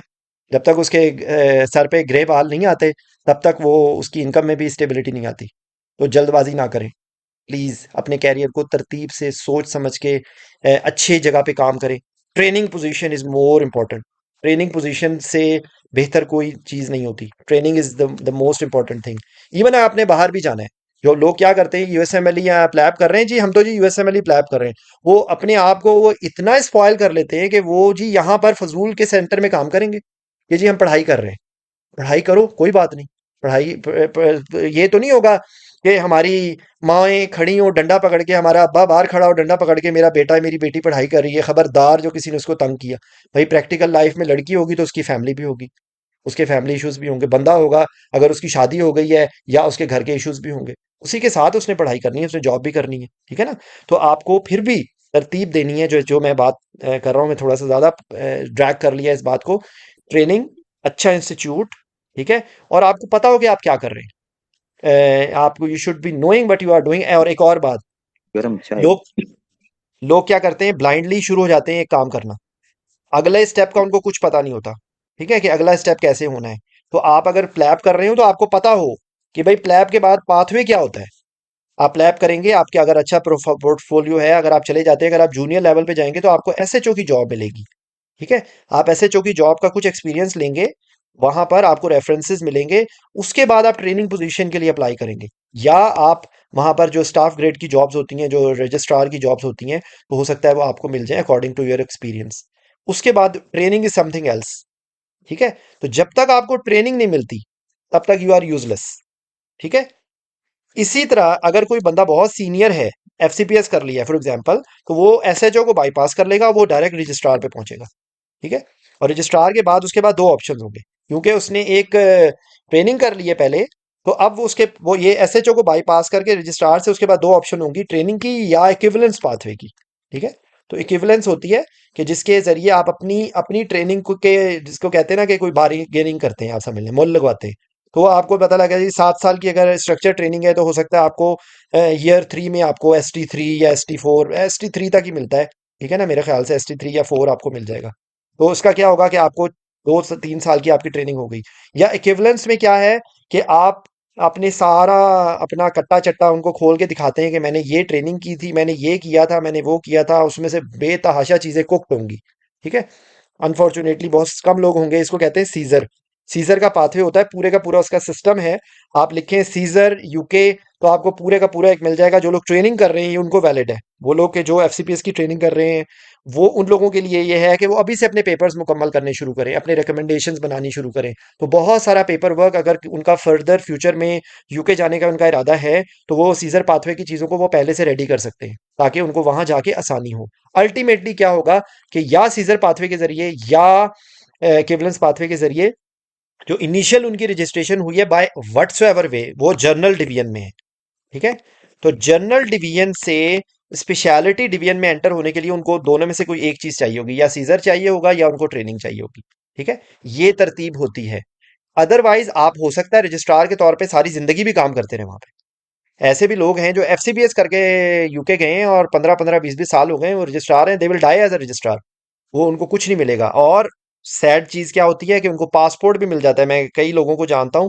तो याद रखें बात के, जो इवन अब ये हमारे ब्रदर इस्लामी मुल्क भी जो है ना, बड़े समझदार हो गए हैं। वो कहते हैं कि अच्छा जी, आप अपनी जीएमसी के अंदर दिखाएं कि एनेस्थीसिया लिखा हुआ है, आपके जीएमसी में मेडिसिन लिखा हुआ है, ठीक है, आपने 15 साल से वहां काम कर रहे हैं, आपने एफसीपीएस भी किया हुआ है, एफसीपीएस भी आपने किया हुआ है, लेकिन वहां पर तो आप कमी है, कमी कमीन है आप। वहां पर तो आप शूदर हैं, तो जनरल डिवीजन में हैं आप। मैं दो लोगों को कम से कम जानता हूँ, दोनों एफसीपीएस, उनको दोनों को रिफ्यूज हो गई है registration as consultant in Saudi Arabia. हालांकि वो एलिजिबल हैं, वो हाइपर एलिजिबल हैं, लेकिन they have been refuse to be given registration. Why? क्योंकि जीएमसी में उनके जनरल डिवीजन लिखा हुआ है। ठीक है। वो कहते हैं ना, एक ही सफ में खड़े हो गए महमूद और अयाज, ना बंदा रहा ना कोई बंदा नवाज। मेरा 20 साल का क्लिनिकल 22 साल का क्लिनिकल एक्सपीरियंस है, मैंने एफसीपीएस किया हुआ है, ये सारे एग्जाम्स किए हुए हैं। आज की तारीख में अगर मुझे सम हाउ जीएमसी मिल गई, तो मैं भी जनरल डिवीजन में हूँगा। अनलेस, हाँ, मेरा आगे का रास्ता हो सकता है थोड़ा सा स्पीड अप हो जाए, लेकिन याद रखें, उनको घोड़े नहीं चाहिए, उनको गधे चाहिए काम करने के लिए। अब उन गधों में से कोई बहुत स्मार्ट होगा, तो वो जनरल डिवीजन से स्पेशलिटी डिवीजन में जाएगा। समझ आई? इसको क्या कहते हैं, पोस्टर फाड़ के आपको जाना पड़ेगा। आप क्या समझ रहे हैं कि जो भी बंदा यहाँ से जा रहा है वो वहां जाके ST3 जॉब उसके इंतजार में होगी, उसको बोरिस जॉनसन उसको रिसीव करेगा एयरपोर्ट पे, मार्गरेट थेचर आके उसको रिसीव करेगी? Not at all. उसको वहां जाके रगड़ा खाना पड़ेगा, उसको धक्के खाने पड़ेंगे। वही मैं आपको बता दिया ना कि मैं यहाँ पर I am working as a consultant in Saudi Arabia since 7 years अल्हम्दुलिल्लाह, लेकिन आज की तारीख में मैं जनरल डिवीजन में रजिस्ट्रार हूँ ज्यादा से ज्यादा। या शायद शायद कहीं पे मुझे कोई बहुत एक्सेप्शनली कहीं पे मुझे कोई लोकम कंसल्टेंट की जॉब मिल जाए, दैट्स इट। ये मैं आपको मैक्सिमम बता रहा हूँ। और ये भी मैं आपको एनेस्थीसिया बता रहा हूँ, क्योंकि एनेस्थीसिया में रिलेटिवली ज्यादा लोगों की डिमांड फिर भी निकल आती है, क्योंकि लोग कम हैं। सॉरी, मुश्किल काम होता है, तो फिर भी अभी भी शायद दुनिया में, पूरी दुनिया में एनेस्थेटिस्ट की ज़रूरत है, तो शायद अभी हम लोग कहीं हो जाते हैं। लेकिन जो बाकी स्पेशलिटीज़ हैं, जनरल सर्जरी है, done and dusted. General surgery बिल्कुल डिसइंटीग्रेट हो गई है। जनरल सर्जरी, ब्रेस्ट एंडोक्राइन अलग है, कोलोरेक्टल अलग है, पैटोबिलरी अलग है, बेरियाटिक अलग है। और बोलें जनाब, रह क्या गया है? General surgery is nothing. ये रेस्ट इन पीस। इसी तरीके से general medicine nothing, internal medicine is finished. कोई उसकी अब वजूद है ही नहीं, बहुत कोई रेयर दरमियान में रह जाती है। तो ये चीजें लोगों को पता होनी चाहिए। यहाँ पे सब लोग मेडिसिन करते हैं और मेडिसिन के बाद उनको पता ही नहीं होता कि आगे उन्होंने क्या करना है। तो जो बंदा सर्जरी कर रहा है उसको आगे पता होना चाहिए कि मैंने क्या करना है। इवन अगर मैं कहता हूँ वो अपना प्रोफाइल बना ले, वो अपनी अपनी ट्रेनिंग को अलाइन कर ले, ठीक है, क्योंकि वो बहुत सारे काम कर सकते हैं, वो मैं आपको अभी बताऊंगा अगले कुछ टाइम में। तो उसके अंदर आई होप कि आप यू अंडरस्टैंड कि जनरल डिवीजन से स्पेशलिटी डिवीजन में आपने आना है, और जनरल मेडिसिन, जनरल पीडियाट्रिक्स, ये खत्म हो गई स्पेशलिटी। लोग पाकिस्तान में यहाँ पे रेडियोलॉजी का एफसीपीएस कर रहे हैं, ठीक है, और रेडियोलॉजी का एफसीपीएस आई एम अफ्रेड कि radiology is finished. Radiology is all interventional radiology. तो कोई बंदा अगर रेडियोलॉजी में ट्रेनिंग कर रहा है, डायग्नोस्टिक रेडियोलॉजी में, तो यकीन कीजिए internationally you are nothing. Internationally you will not fall anywhere. तो अब ये कोई मेरी गुफ्तगू का मकसद किसी को लेट डाउन करना नहीं है, लेकिन किसी को ये कहना नहीं है, किसी आप लोगों को ये आपको अपने ये एनालिसिस करना है कि हमने आगे बढ़ना है, तो हमें अपने आप को मेहनत की तरफ रखना पड़ेगा। पैसे हमें इन्वेस्ट करने पड़ेंगे। देखें, कोई भी आप प्लॉट खरीदते हैं ना, तो उसकी पहले फाइल होती है। फाइल जब पूरी हो जाती है तो फिर आपको बैलेटिंग होती है, आपको प्लॉट मिलता है, ठीक है। उसके बाद उसकी आपको डेवलपमेंट चार्जेस देने पड़ते हैं। डेवलपमेंट चार्जेस जब पूरे हो जाते हैं ना, तो फिर वो कहते हैं कि जी हम आपको पोजेशन दे रहे हैं। जब पोजेशन मिलती है तो फिर वहां लोग घर बनाने शुरू करते हैं। फिर कहीं जाके जो आपने इन्वेस्टमेंट की थी ना, अब आपको उसका फायदा मिलता है। एक्चुअली ये एक्चुअल पाथवे ये होता है। हाँ, वो फाइल की कीमत एकदम से बढ़ जाए, वो जैक लग जाए, तो वो एक अलग कहानी होती है, लेकिन तरतीब यही होती है। तो आप भी अपने कैरियर को इसी तरतीब से रखें, ठीक है। तो यहाँ तक अगर किसी का कोई क्वेश्चन है तो वो प्लीज चैट बॉक्स में लिख दें, I will try to tell. मैं अपनी उस बात को जी। कर रहा हूँ। यूके यूके के बारे में, यूके के बारे में मैंने आपको बता दिया, आयरलैंड के बारे में मैंने आपको बता दिया। आयरलैंड का आप ध्यान में रखें कि आयरलैंड के अंदर जो लोगों को रजिस्ट्रेशन मिल जाती है, लेकिन unfortunately there is no training system in Ireland for foreign graduates. ये एक बहुत बड़ा शॉकिंग न्यूज़ है ना। ये एक बहुत ये एक रियलिटी है। वह कुछ कुछ स्पेशलिटीज में मैंने सुना है कि वहां पर उन्होंने अब ट्रेनिंग को थोड़ा सा किया है, रूल के अंदर रिलैक्सेशन, लेकिन actually actually there is no training in Ireland. आप आयरलैंड में ट्रेनिंग नहीं कर सकते। हमारे जो पाकिस्तान से लोग जा रहे हैं, वो जो 2 साल के लिए जाते हैं, आप यहाँ पे लिखो अकरम, मैं आपके सवाल का जवाब दूंगा इंशाल्लाह। जो यहाँ से जाते हैं करने के लिए ट्रेनिंग, एक्चुअली वो उनको कुछ एडवांटेजेस मिलते हैं, वो अपने उनकी रेफरेंस बन जाती हैं, उनको बहुत सारे फायदे होते हैं। लेकिन एक्चुअली जब तक वो अपना वो मुकम्मल, तो वहां पर सिर्फ इक्विवेलेंस पाथवे है, ठीक है ना। आयरलैंड के अंदर से इक्विवेलेंस पाथवे है एक्चुअली। जो ट्रेनिंग है शायद कोई रेयर सिनेरियोज में किसी को मिल जाए तो मिल जाए, लेकिन एक्चुअली वहां पे सिर्फ इक्विवेलेंस पाथवे है, ठीक है। अच्छा, जो बहुत एक इम्पॉर्टेंट चीज़ है जो लोगों को नहीं पता, मैंने बहुत दफ़ा इस चीज़ के बारे में पहले भी डिस्कशन की है और आज मैं फिर उसके बारे में बताऊंगा कि जो यूएसएमएलई है उसके इतने सारे फायदे हैं कि जिसकी कोई हद नहीं, ठीक है। लोगों ने यूएसएमएलई को एक हवा बनाया हुआ है। लोग ये समझते हैं कि यूएसएमएलई पता नहीं क्या है। यूएसएमएलई को पहले तो लोग समझते हैं मुश्किल बहुत है, फिर ये कहते हैं बहुत पैसे लगते हैं, फिर ये कहते हैं कि हो नहीं सकता, फिर ये कहते हैं कि वहां पे रेजिडेंसी नहीं मिलती, फिर वो कहते हैं मैच नहीं मिलता, फिर कहते हैं कि जी पता नहीं क्या क्या। There are so many things about USMLE. तो यूएसएमएलई के बारे में एक तो आप जहन में रख लें कि जिस मेडिकल स्टूडेंट ने अपनी पढ़ाई के फोकस को रखा ना मॉड्यूलर, और उसने अपनी तरतीब को रखा, तो उसके लिए USMLE is nothing, number one. Number two, जो सिंपल एमबीबीएस डॉक्टर यूएसएमएलई करता है उसका इतना क्लिनिकल एक्सपोजर नहीं होता, उसके लिए यूएसएमएलई करना रिलेटिवली ज्यादा मुश्किल होता है, ज्यादा टाइम लगता है। लेकिन वो लोग के जिनका क्लिनिकल एक्सपीरियंस होता है उनके लिए स्टेप्स करना उतना मुश्किल नहीं है जितना एक दूसरे बंदे के। स्टेप वन की कितनी फीस होगी, स्टेप टू की कितनी फीस होगी, स्टेप थ्री की सारी आपको इन्फॉर्मेशन मिल जाएगी, लेकिन वो इतनी ज्यादा नहीं है।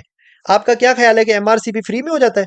और एमआरसीपी में 5 दफा अगर आप कोई बंदा पेसिस में फेल हो रहा है, तो यार अल्टीमेटली आप मुझे बताएं, यूएसएमएलई से ज्यादा पैसे आप दे रहे हैं या कम पैसे दे रहे हैं? और एमआरसीपी पास करने के बाद आपके हाथ में क्या है? छंकना। कुछ भी नहीं है आपके हाथ में।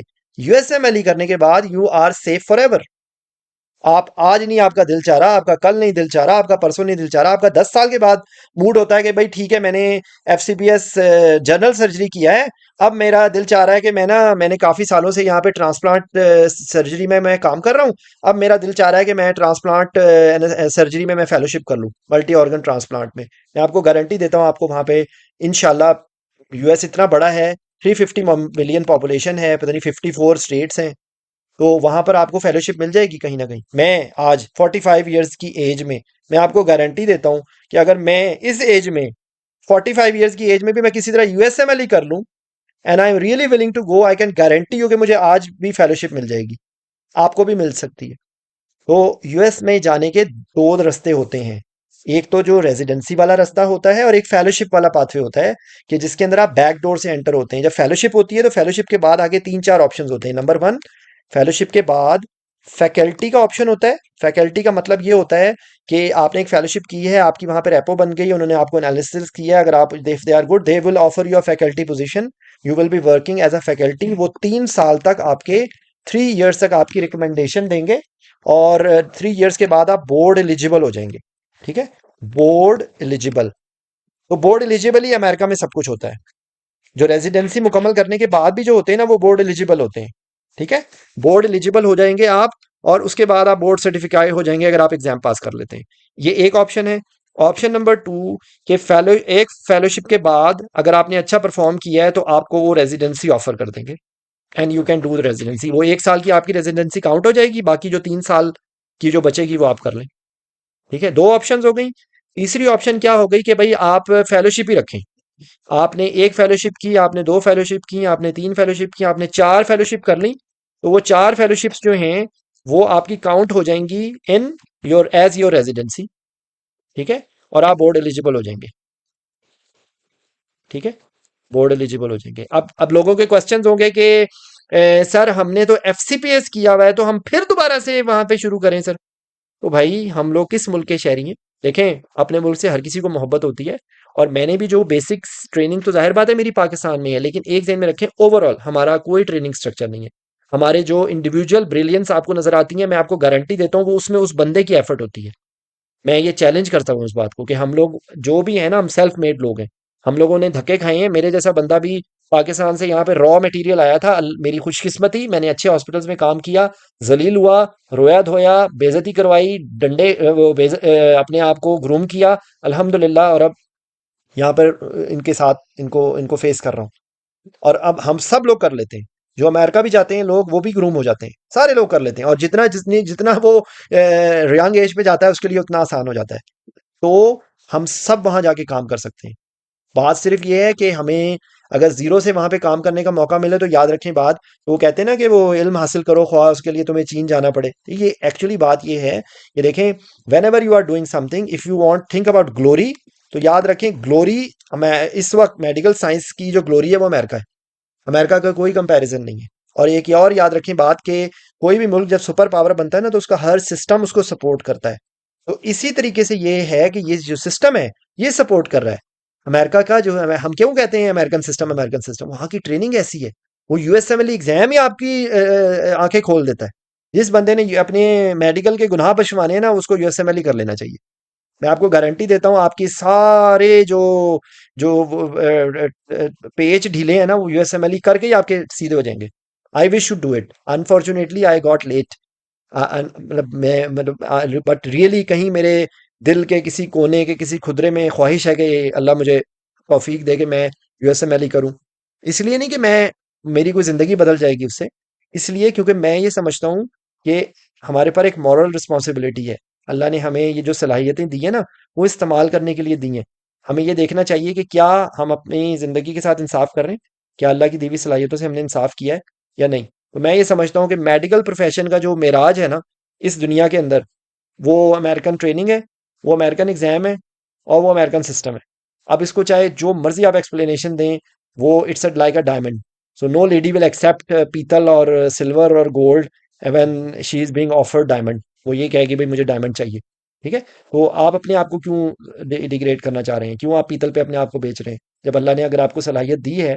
वो क्या कहते हैं कि अगर अल्लाह ने तुम्हें पर दिए उड़ने के लिए, मौलाना रूमी का कॉल है ना, कि अल्लाह ने तुम्हें अगर पर दिए हैं तो तुम चूटियां की तरह क्यों रेंगना चाहते हो? ये आपकी खुद मर्जी है। पैसे तो देखिए, वरना स्लैंग के पैसे तो कहते हैं पैसे तो कंजरों के पास भी होते हैं। बात पैसों की नहीं है, पैसे की तरफ ना जाएं, अपने आप को अनमोल बनाएं। पैसा आपका पीछा करेगा, लेकिन अगर अपने आप को आप डिग्रेड कर लेंगे, खाली शॉर्टकट्स ढूंढेंगे, जो कि यहाँ पे सिक्का है राजुल वक्त है, तो फिर यही होगा। हमारे तो यहाँ पे लोग अजीब अजीब बातें करते हैं, एमसीपीएस लोगों को घुसा देते हैं कि यार छोड़ो, एफसीपीएस करके भी तो यही करना है। No, not at all. How can you say this? आप कभी भी याद रखें बात के जो एक वैल्यू होती है ना, वक्त के साथ पता चलती है। जब कंपटीशन बढ़ जाए तो हमें अपनी वैल्यू को बढ़ाना है, ना कि कम करना है। ठीक है, तो ये एक सोच की बात होती है। मैं तो जिस जिस अपने अपने वक्त का मैं आपको बता रहा हूँ कि आज से 20 साल पहले जिनको मैंने रोल मॉडल बनाया था, जिनको मैंने देखा था, बूढ़े आदमी 70 साल के लोगों को पढ़ा रहे होते थे बैठ के दोपहर को, आज उनका नाम रह गया है सिर्फ कॉल एसोसिएट्स में। कॉल साजिद उस्मान कॉल साहब, जिन्होंने उस वक्त अपने आप को 20 साल पहले डिप्लोमा होल्डर्स नहीं होते थे, उन्होंने उस वक्त अपने आप को एमसीपीएस के लिए रजिस्टर ही नहीं करवाया था। वो सबको डंडा मार के कहते थे कि एफसीपीएस करो। Can you believe this? उस वक्त एनेस्थीसिया में कोई डिप्लोमा होल्डर भी नहीं होता था, डीए भी नहीं होता था। उस वक्त उन्होंने अपनी अप्रोच ये रखी थी। तो मैं तो उनको ही कोट करूंगा भाई। मैं तो किसी को ये नहीं मशवरा दूंगा कि कोई यंग एज में बगैर किसी रीजन के एमसीपीएस करना यंग एज पे बैन होना चाहिए। अगर कोई कैरियर को प्रस्प करे ना, you should have an explanation कि आप क्यों एमसीपीएस कर रहे हैं। फीमेल्स कहती हैं सर मेरे बच्चे हैं। भाई बच्चे क्या, what do you mean by बच्चे? कौन सी औरत होगी जिसके बच्चे नहीं होंगे? अगर फैमिली लाइफ उसने शुरू कर दी है तो उसके बच्चे तो होंगे। तो वो ये कैसे कह सकती है कि जी मेरे ये कोई एक्सप्लेनेशन तो नहीं है? और एक और बात, अगर एक फैमिली लाइफ वाली औरत घर से बाहर निकल रही है तो अब तो उसका टाइम और भी कीमती है, तो उसको अपना टाइम सस्ते पे बेचना चाहिए? नहीं, हरगिज नहीं। 2 साल के बाद भी उसकी कोई वैल्यू नहीं होगी, उसको फिर एफसीपीएस मुकम्मल करना पड़ेगा। ठीक है ना? तो उसको तो बिल्कुल भी अपना टाइम जाया नहीं करना चाहिए। उसके लिए तो 4 साल की ट्रेनिंग ही बहुत है। तो वो क्यों पहले 2 साल की ट्रेनिंग करके फिर धक्के खा के फिर वो जलील होके कहेगी कि मैंने सर मैं अटेम्प्ट ले रही हूँ, मैं अटेम्प्ट ले रहा हूँ। No no please don't don't do like that. ये अटेम्प्ट का सिलसिला ही गलत है। आपको उस वक्त प्रिपेयर करके एग्जाम देना चाहिए एक ही दफा। नंबर एक ही दफा आपने देना है एग्जाम। आप ये सोच के दें कि जब आपने, जिसको कहते हैं ना, वो तारिक बिन ज़ियाद की मिसालें हम देते हैं ना कि जी वो किश्तियां जला दी, तो हमें किश्तियां जला के ही काम करना होता है। यूएस एफसीपीएस पार्ट 1 की लोग तैयारी करते हैं पुराने घटिया पूल्स से, तो वो फिर वही मिलेगा आपको। अगर आपने घटिया पूल्स के जरिए आप काम करेंगे तो आपको जो आप बो रहे हैं वही आप काटेंगे। वो तो कोई गारंटी नहीं है। ठीक है, आई एम सॉरी मैं जरा आगे चला गया। तो कमिंग बैक, कि अगर आप यूएसएमएल कर लेते हैं तो आपके पास 2-3 ऑप्शंस हैं। जिसको रेजिडेंसी ना मिली कोई बात नहीं, वो यहाँ पे अपनी ट्रेनिंग शुरू कर दे और अपनी ट्रेनिंग मुकम्मल करे। Keep trying for match. नहीं मिलता मैच कोई बात नहीं, अपनी एफसीपीएस मुकम्मल करे, फेलोशिप के लिए अप्लाई कर दे। बेतहाशा ऑप्शन है, लोगों को पता ही नहीं है। रेयरेस्ट स्पेशलिटी का मैंने अभी बंदा देखा है, विट्रियो रेटिनल सर्जन। उसने पीडियाट्रिक ऑफ्थल्मोलॉजी में यूएसएमएलई के एफसीपीएस के बाद उसने यूएसएमएलई करके वो फेलोशिप करके आया था।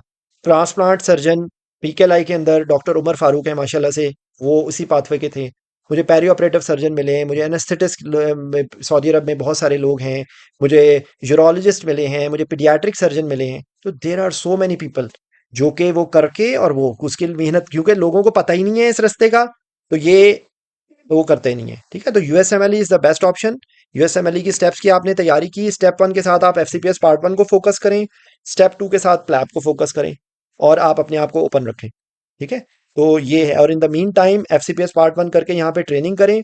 पाकिस्तान के अंदर बेस्ट ट्रेनिंग आगा खान में है, तो हर बंदे को कोशिश जरूर करनी चाहिए। ठीक है, आगा खान की training is comparable to training in anywhere in the world. Pakistan के अंदर किसी ने ट्रेनिंग करनी है तो AKU है, शौकत खानम है, शिफा इंटरनेशनल है। यानी कि अगर आप देखें ना, अगर आप अपने आप को सेल करना चाहते हैं तो you will have to make yourself more valuable. तो आप अच्छा फलाना घटिया से किसी अस्पताल में काम कर रहे हैं और आप अपनी तरफ से बहुत खुश हैं कि जी मैं छोटी ड्यूटियां कर रहा हूं या कर रही हूं और मैं बड़ी चैंपियन बन रही हूं, तो no, it's not like that. आपकी ट्रेनिंग ऐसी जगह की होनी चाहिए कि आप खुद भी सेटिस्फाई हों और आप किसी दूसरे बंदे को दिखाएं तो आपको पता, उसको भी पता चले कि भाई ये कहाँ से आ रहा है। ठीक है, पाकिस्तान में भी अच्छे इंस्टीट्यूट्स हैं, ऐसी बात नहीं है, लेकिन AKU इज समथिंग एल्स। बाकी पंजाब के अंदर या पूरे पाकिस्तान के अंदर मुख्तलिफ इंस्टीट्यूट्स हैं। तो ये आपको, तो मैं कमिंग बैक, तो ये मैंने आपको बता दिया। ऑस्ट्रेलिया के बारे में भी लोग बहुत बातें करते हैं। ऑस्ट्रेलिया की पॉपुलेशन देख लें, सिर्फ उतनी पॉपुलेशन है जितनी लाहौर या कराची की है पॉपुलेशन, इसके कहीं दरमियान में फॉल होगी पूरे ऑस्ट्रेलिया कॉन्टिनेंट की। तो वहां पे आप मुझे बता दें कि वहां पे कितने हॉस्पिटल्स होंगे, वहां पे कितने डॉक्टर्स की जरूरत होगी, वहां पे क्या अपॉर्चुनिटीज होंगी। ठीक है, और जब वो फॉरेन ग्रेजुएट्स लेते हैं तो foreign graduates does not mean only Pakistan. ठीक है, पूरी दुनिया से लोग वहां पे अप्लाई कर रहे हैं। अपॉर्चुनिटीज रिलेटिवली कम हैं। अगर आप कंपैरिजन करें तो अमेरिका के अंदर आपके कहीं निभने के ज्यादा चांसेस हैं। लेकिन दिमाग के अंदर एक बात बैठी हुई है, ऑस्ट्रेलिया लुक्स कूल, ऑस्ट्रेलिया के पीछे जा रहे हैं। UK Ireland is nothing as compare to Australia और अमेरिका, कोई कंपैरिजन ही नहीं है। गरीब गुर्बत भरे लोग हैं यूरोपियन, हम लोग उनके इतने मरूब हैं। यकीन कीजिए कि मैं आपको बता नहीं सकता कि यूके, जब मैं पहली दफा लंदन गया 2010 में एक एग्जाम देने के लिए, उस वक्त मुझे अंदाजा हुआ कि यार ये वो शहर है जिसके लिए हम लोग पता नहीं हम क्या कर रहे हैं। छोटी छोटी गलियां, छोटी छोटी सड़कें, और हम तो यहाँ पे चौधरियों की तरह रहते हैं अपने मुल्क में। वो कोई कंपैरिजन ही नहीं है। याद रखें कि अपने मुल्क के अपने बेनिफिट्स हैं, वो एक अलग लंबी डिस्कशन है, लेकिन आप उनसे मरूब ना हो। यकीन कीजिए, जो लाइफ अमेरिका के अंदर है या जो लाइफ ऑस्ट्रेलिया में है, नो डाउट उसका यूरोप से कोई कंपैरिजन नहीं है। अमेरिका और ऑस्ट्रेलिया के अंदर, अमेरिका को मैं इसलिए रेट कर रहा हूँ क्योंकि अमेरिका की पॉपुलेशन बहुत ज़्यादा है, वहाँ पे अपॉर्चुनिटी ज़्यादा है। ठीक है, तो मैंने यहाँ तक बता दिया। अभी कोई बात मजीद रह जाएगी तो हम उसको मजीद कर लेंगे। प्लीज़ अगर आपने कोई क्वेश्चंस पूछने हैं तो पूछें बिफोर आई, अगर कोई चीज़ मिस हो गई है तो मैं, एक minute. I have a question. आपने पूछा, अच्छा एक्सप्लेन किया एक ईच एंड एवरीथिंग, लेकिन सर सारी सिचुएशन को मेरी नज़र से देखते हुए हमें बाहर का पाथ चूज़ करना चाहिए या पाकिस्तान ही से है? क्यों यूएसएमएल पे बहुत खर्चा आता है? देखा ना, वही खर्चे वाली बात ही दिमाग में आ जाती है। सर एनेस्थीसिया का स्कोप भी का भी गाइड करें। Anaesthesia, I love anaesthesia since last 22 years। Every day I love anaesthesia more than yesterday. आप एनेस्थीसिया के बारे में ना मेरे दुखती रग पे हाथ रखें, मुझे एनेस्थीसिया से इश्क है। ठीक है, और पाकिस्तान में भी था। इसका मतलब ये नहीं है कि मैं पाकिस्तान का, हाँ पाकिस्तान के अंदर प्राइवेट प्रैक्टिस करना इज़ लाइक अ हेल, बहुत मुश्किल काम है। और अब बहुत चीज़ें डेवलप हो गई हैं, लेकिन स्टिल हमारे कितने सेंटर्स होंगे जहाँ पे 1/3 पे प्रैक्टिस हो रही है? बहुत कम। ठीक है, इंटरनेशनली जो यूजुअली क्या होता है कि अगर 1 लाख रुपए ले रहा है ना, या 1,000 रुपए ले रहा है सर्जन, तो 333 रुपए मिलने चाहिए सर एनेस्थेटिस्ट को। लेकिन ऐसा होता नहीं है अनफॉर्चुनेटली। वो हमें पूरी देख खा के वो हमें सिर्फ झाग चाटने के लिए दे देते हैं, लेकिन स्टिल वो एक अलग कहानी है। देखिए, हर हर चीज़ का एक एस्पेक्ट होता है। वो यहाँ पर काम करना स्ट्रगल है बहुत ज़्यादा, लेकिन जो काम कर रहे हैं वो बहुत यहाँ पे वेल स्टेब्लिश्ड है। तो anaesthesia as a speciality, there is no speciality which comes even near to anaesthesia. जो डेप्थ ऑफ नॉलेज, जो डेप्थ ऑफ डोमेन आपको चाहिए एनेस्थीसिया में, मुझे शायद डर्माटोलॉजी के बारे में नहीं आता ज़्यादा। वो मुझे, मैंने एक एक डॉक्टर रखा हुआ है जिससे मैं खुरक का इलाज पूछता हूँ, क्योंकि पाकिस्तान में और वैसे भी पूरी दुनिया में लोगों को बहुत ज़्यादा खारिश है। किसी को दिमाग में खारिश है, किसी को जिस्म के किसी ना किसी हिस्से में खारिश है। तो खारिश है समथिंग एल्स के, जो शायद एक डिफरेंट डर्माटोलॉजी। उसके अलावा मेडिकल प्रोफेशन की कोई ऐसी फील्ड नहीं है जिसका एनेस्थेटिस्ट को ना ही पता होना चाहिए, अगर वो एक अच्छा एनेस्थेटिस्ट बनना चाहता है। ठीक है, अगर आप समझ रहे हैं कि ट्यूब डालना और स्पाइनल लगाना एनेस्थीसिया है, तो याद रखें इट्स नथिंग। ये तो टेक्नीशियंस का काम है। Anaesthesia is way beyond these things. आपको हर चीज के बारे में, ये मैं इसको कहता हूँ कि care given by an anaesthetist is like care given by mother, and care given by the surgeon is like a care given by the father. अब्बा जो होता है ना, कभी भी माँ की तरह की केयर नहीं कर सकता, इसलिए माएँ खुद अपने अब्बा, उनके बच्चों के अब्बाओं पे भरोसा नहीं करती, क्योंकि उनको पता है कि ये, सारों को पता है कि बाप और माँ की केयर वैसी नहीं होती। एक्सेप्शंस आर ऑलवेज देयर, लेकिन usually symbolically anaesthesia care is like a care given by the mother. हमें, यू शुड नो एवरीथिंग। हमें each and every aspect of physiology, pharmacology, anatomy, pathophysiology, medicine, physics, हमें सब कुछ आना चाहिए। हम neuro theatre में है ना, तो हमें न्यूरो की ऐसी तैसी फेरनी पड़ेगी। अगर हम गायनी ऑप्स में खड़े हैं तो हमें प्लेसेंटा प्रीविया से लेके, हमें एनाटमी से लेके, हमें फिजियोलॉजी से लेके, हमें सब कुछ आना चाहिए। तो ये दैट्स मेक करें, जाहिर बात है हर स्पेशलिटी के अपने प्लस और डिपेंडेंट स्पेशलिटी है। ठीक है ना, डिपेंडेंट स्पेशलिटी है। और अच्छा sir, I have a GP licence and permanent job in Pakistan. Should I go for FC base in Pakistan और go to Saudi as GP then appear for USMLE, and what is job situation in Saudia? Doctor मिक, can I, आप क्या बोल सकते हैं अगर आपको शर्म नहीं आ रही? What ever whose ever you are, if you can speak out, मैं आपको ज्यादा बेहतर तौर पे एक्सप्लेन कर सकता हूँ। एक मेरी आप लोगों से गुजारिश है, ये टेक्नो KL4, ये वीवो V0, सबसे मेरी गुजारिश है, देखें हम जब किसी प्रोफेशनल फोरम पे कर रहे होते हैं तो आपका नाम आना चाहिए। ठीक है, ये मतलब लाइक कि ये भी मेरी आपसे गुजारिश है कि don't make abbreviations, don't like, unless हाँ कोई एक्सेप्शन है, लेकिन what's your name doctor MIK? Sir अस्सलाम वालेकुम सर। वालेकुम अस्सलाम जी भाई। Sir my name is Mohammad Ibrar. अच्छा इब्रार, मैं आपसे ये पूछूंगा, आप इस वक्त किस फ्लोर पे खड़े हुए हैं? आप ग्राउंड फ्लोर पे हैं, फर्स्ट फ्लोर पे हैं, सेकंड फ्लोर पे हैं, कहाँ पे हैं? सर रूम की बात कर रहे हैं या लाइफ की बात कर रहे हैं? नहीं नहीं नहीं, फ्लोर, अब मैंने वैसे ही रूम का ही पूछा है। इस वक्त जहाँ पे आप बैठे हुए हैं, सर ये मैं first ground floor. Ground floor पे आपकी जो बिल्डिंग है उसमें कितने फ्लोर बने हुए हैं? सर 2 फ्लोर है। 2 फ्लोर है। एक काम करें, ऊपर पैसे खर्च करके 3 मंजिलें और बनवाएं, और उसके बाद उससे अगली मंजिल से जी छलांग लगा दें नीचे। वो ज्यादा बेहतर है। लेकिन एमओ के तौर पे सऊदी अरब में आने का ना सोचें। ठीक है? ठीक है sir. I think you found the answer. There can not be better answer for your yes sir. Question. बेटा देखो, याद रखो, अब ये तो मैंने आपको सिर्फ ऐसे ही जरा सनसनी फैलाने के लिए जवाब दिया इस तरह, लेकिन एक ज़हन में रखो बेटा, बात असल में ये है कि आज से 20-25 साल पहले सऊदी अरब के अंदर ट्रेनिंग सिस्टम नहीं था। ठीक है? यहाँ पे इनके अपने रेजिडेंट्स नहीं थे। और इवन यहाँ पर जो रूल्स एंड रेगुलेशंस का सिलसिला था, कि यहाँ पर उस तरह से कौंसल, जिस तरह यहाँ पे हेल्थ केयर कमीशन है ना, आप समझ लो उसी तरह यहाँ पे एक सिपाही के नाम से है। तो उस वक्त यहाँ पर ये चीज़ें इतनी डेवलप नहीं थी। तो क्या होता था, हर ऐरा गैरा नत्थू खैरा आके यहाँ पर सिंपल नौकरियां कर करके 20-20 साल गुजार गुजार के यहाँ से चले गए लोग। अब ये सिस्टम जो है यहाँ का, दुनिया के किसी भी एडवांस्ड मुल्क के जैसा है। ठीक है? एक बात हो गई। दूसरी बात ये कि अब यहाँ पर इनका अपना ट्रेनिंग सिस्टम सही सर। बहुत एडवांस्ड है। इनके अपने रेजिडेंट्स आ गए हैं, तो जितने भी बड़े हॉस्पिटल्स हैं उनके अंदर रेजिडेंट्स की टोटल पोजीशंस जो हैं वो उनके अपने लोकल्स के पास हैं। एक बात हो गई। जितने प्राइवेट हॉस्पिटल्स हैं वहां पर रूल्स एंड रेगुलेशंस अब इतने सख्त हो गए हैं कि वहां पर जो पहले सिंपल एमबीबीएस डॉक्टर से वो काम चलाते थे, उसके लिए उनको उस स्पेशलिटी का उनको स्पेशल रेजिडेंट चाहिए होता है, या उनको उस स्पेशलिटी का स्पेशलिस्ट चाहिए होता है, क्योंकि वहां पर वो किसी अरे गरे नथु खैरों को नहीं बिठा सकते। ये मैं आपको रीजन बता रहा हूँ उसके कॉन्सेप्चुअली, ताकि आपको समझ आ जाए बात। अब क्या हुआ कि अब रहते हैं, अच्छा फिर उसके बाद आप मुझे एक बात बताएं, मैं यहां से आप चले जाएं सिंध, आप चले जाएं बलूचिस्तान, आपको वहां पे कोई नौकरी देगा?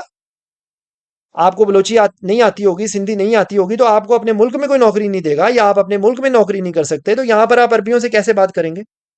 और आप ये कि जरा आप किसी अपनी बेगम को या बहन को या अम्मी को कहें कि मैंने ना, मुझे अपनी दादी अम्मा के ज़माने का जो वो कबाब बनाती थी ना, जिसमें वो सिल बट्टे से पीसती थी कीमा और मसाले, और उसको मिक्स करके वो कबाब बनाती थी, तो वो बीवी तो डेफिनेटली, और अम्मी भी आपको कम से कम चपेड़े तो मारेंगी, तो बीवी तो आपके सर पे वो डंडा भी मार सकती है कि वो तुम अपनी दादी के पास ही चले जाओ और वहीं जाके खाओ।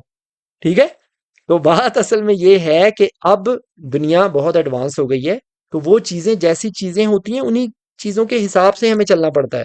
आज से 20 साल पहले की चीज़ें आज वैलिड नहीं हैं। ठीक है ना? तो एक्चुअली एक्चुअली आपको इस चीज़ को समझना है। आपको अपनी कैरियर को प्रॉस्पेक्ट की तरफ, आगे की तरफ लेके जाना है। तो अगर आप अपने आप को पीछे लेके जाएंगे, तो आपको नहीं मिलेगा कुछ भी। ठीक है? तो ये जो सवाल था उसका प्रॉब्लम ये है कि क्योंकि अब यहाँ पर ट्रेनिंग सिस्टम इनका इतना एडवांस हो गया है, सारा कुछ हो गया है, तो अब इस बात के चांसेस बहुत कम है। ठीक है ना? कि आपको जो लैंग्वेज वाली बात थी ना, तो आपको पकी पकाई खीर चाहिए ना, तो वो आपको दादी अम्मा के लिए तो आपको वो सारे मसालों को कूट के कर, आप कौन करेगा मुझे बताएं? पकी पकाई खीर रेडीमेड, मसाला मिक्स मिक्स करें जी और बन गया। तो अब उन वो क्यों आपको हायर करेंगे, आप मुझे ये बता दें। आपको वो सही क्यों बात है हायर सर। करेंगे? वो ऐसे बंदे को क्यों ना हायर करें, ज्यादातर अरब नेशनल्स हैं, ज्यादातर अरब स्पीकिंग्स हैं। अगर उनको कहीं ऐसे किसी बंदे की जरूरत भी होती है ना, तो मेजॉरिटी केसेस में वो ऐसे बंदे को हायर करेंगे जो अरब नेशनल हो। ठीक है? अगर उनको सिंपल जीपी रखना भी है, तो इस वजह से स्क्वीज होते होते होते होते जो नॉन अरब एमओ की या रेजिडेंट की पोजीशन तकरीबन खत्म हो गई है। शायद कोई किसी को जॉब मिल जाए तो मिल जाए, लेकिन मैं उसको, और अगर किसी को जॉब मिल गई तो वो अपने कैरियर का, वो आजकल वो बोलता है ना, शेर अफजल मरवत के बढ़ गया, तो वो एक्चुअली आपका कैरियर बढ़ जाएगा, और आपका कैरियर जो है वो एक और वो सराइकी में लफ्ज बोलते हैं, मक्कू ठप जाएगा। तो अगर आपने अपने कैरियर की ऐसी तैसी फेरनी है तो आप कर लें, क्योंकि ना तो आप वहां से निकल पाएंगे। आपने अभी यहाँ पे शेख चुल्ली का प्लान बनाया है ना, कि मैं वहां आऊंगा और मैं वहां पे अमीर आदमी बनूंगा और करोड़पति अरबपति बन के यहाँ से यूएसएमएलई करके आगे जाऊंगा। तो पहली तो बात ये है कि मैक्सिमम आपको जो तनख्वाह मिलेगी ना वो 6,000 to 10,000, ये मैं मैक्सिमम आपको बता रहा हूँ। और ये 6,000 को मल्टीप्लाई करके ना लोग फौरन दस दस आपके दिमाग में आ जाएगा, ओ हो 7 लाख रुपए। यहाँ पर ना 500 रियाल का इंटरनेट मिलता है, 400 रियाल का। ठीक है, यहाँ पर आप यस एक आपका खाना खाएंगे ना एक दिन का, कम से कम आपको 20-25 रियाल का खाना होगा आपका एक दिन का। तो ये तो पैसे, आप 1 रुपए भी नहीं बचेगा आपको। अगर किसी की फैमिली है तो फैमिली के साथ तो आप इन तनख्वाह में रह ही नहीं सकते। कोई अकेला भी बंदा आएगा तो वो उसको, और फिर क्या होगा, प्रॉब्लम मैं आपको बता देता हूँ कि देखें, एक चीज होती है पढ़ने का माहौल। ठीक है, अगर आप किसी कंपेटिटिव एनवायरनमेंट में होंगे तो आपको पढ़ने का दिल भी करेगा। वहां पर आप जिस ड्यूटी में बैठे होंगे वो आपका वो लेवल ही नहीं होगा कि आप वहां से आगे बढ़ने के बारे में कुछ सोच सके। मैं ऐसे लोगों को जानता हूँ, मेरे साथ आए थे लड़के, 15 साल से वो एक ही जगह बैठे हुए, और उनमें से इतना इंटेलिजेंट लड़का था, वो पता नहीं क्या क्या वो बातें करता था। दुख होता है मुझे, बहुत तकलीफ के साथ मैं कह रहा हूँ कि मैं और वो एक साथ आए थे, क्योंकि मेरी एफसीपीएस की ट्रेनिंग मुकम्मल थी। मैं तो 2-2.5 साल धक्के खा के मैं आगे निकल गया। वो 15 साल से उसी हॉस्पिटल में काम कर रहा है। अब उसने मेरा फोन उठाना छोड़ दिया है, हालांकि मैं को इसको एम्बेरस करने के लिए मुझे दुख होता है कि यार वो उसने कुछ नहीं किया। तो अगर आप आ गए, आई एम अफ्रेड आपका कैरियर ऐसी तैसी फिर जाएगी। तो अपने मुल्क के अंदर ट्रेनिंग करें, अपने मुल्क के अंदर ट्रेनिंग करके जो मर्जी करना है करें। चाहे आप यूएसएमएलई करके अमेरिका चले जाएं, चाहे आप यूके चले जाएं, अपने मुल्क में ट्रेनिंग करें। अपने मुल्क के ट्रेनिंग का कोई रिप्लेसमेंट नहीं है। ठीक है, anyone, any other questions yes sir. Please? जी, और कोई बंदा सवाल पूछना चाहता है? सर ये ऑस्ट्रेलिया का जो स्पेशलिस्ट पाथवे होता है इसके बारे जी, में बताइएगा। देखो आप हानी, वो रावलपिंडी वाली है हानि है आप?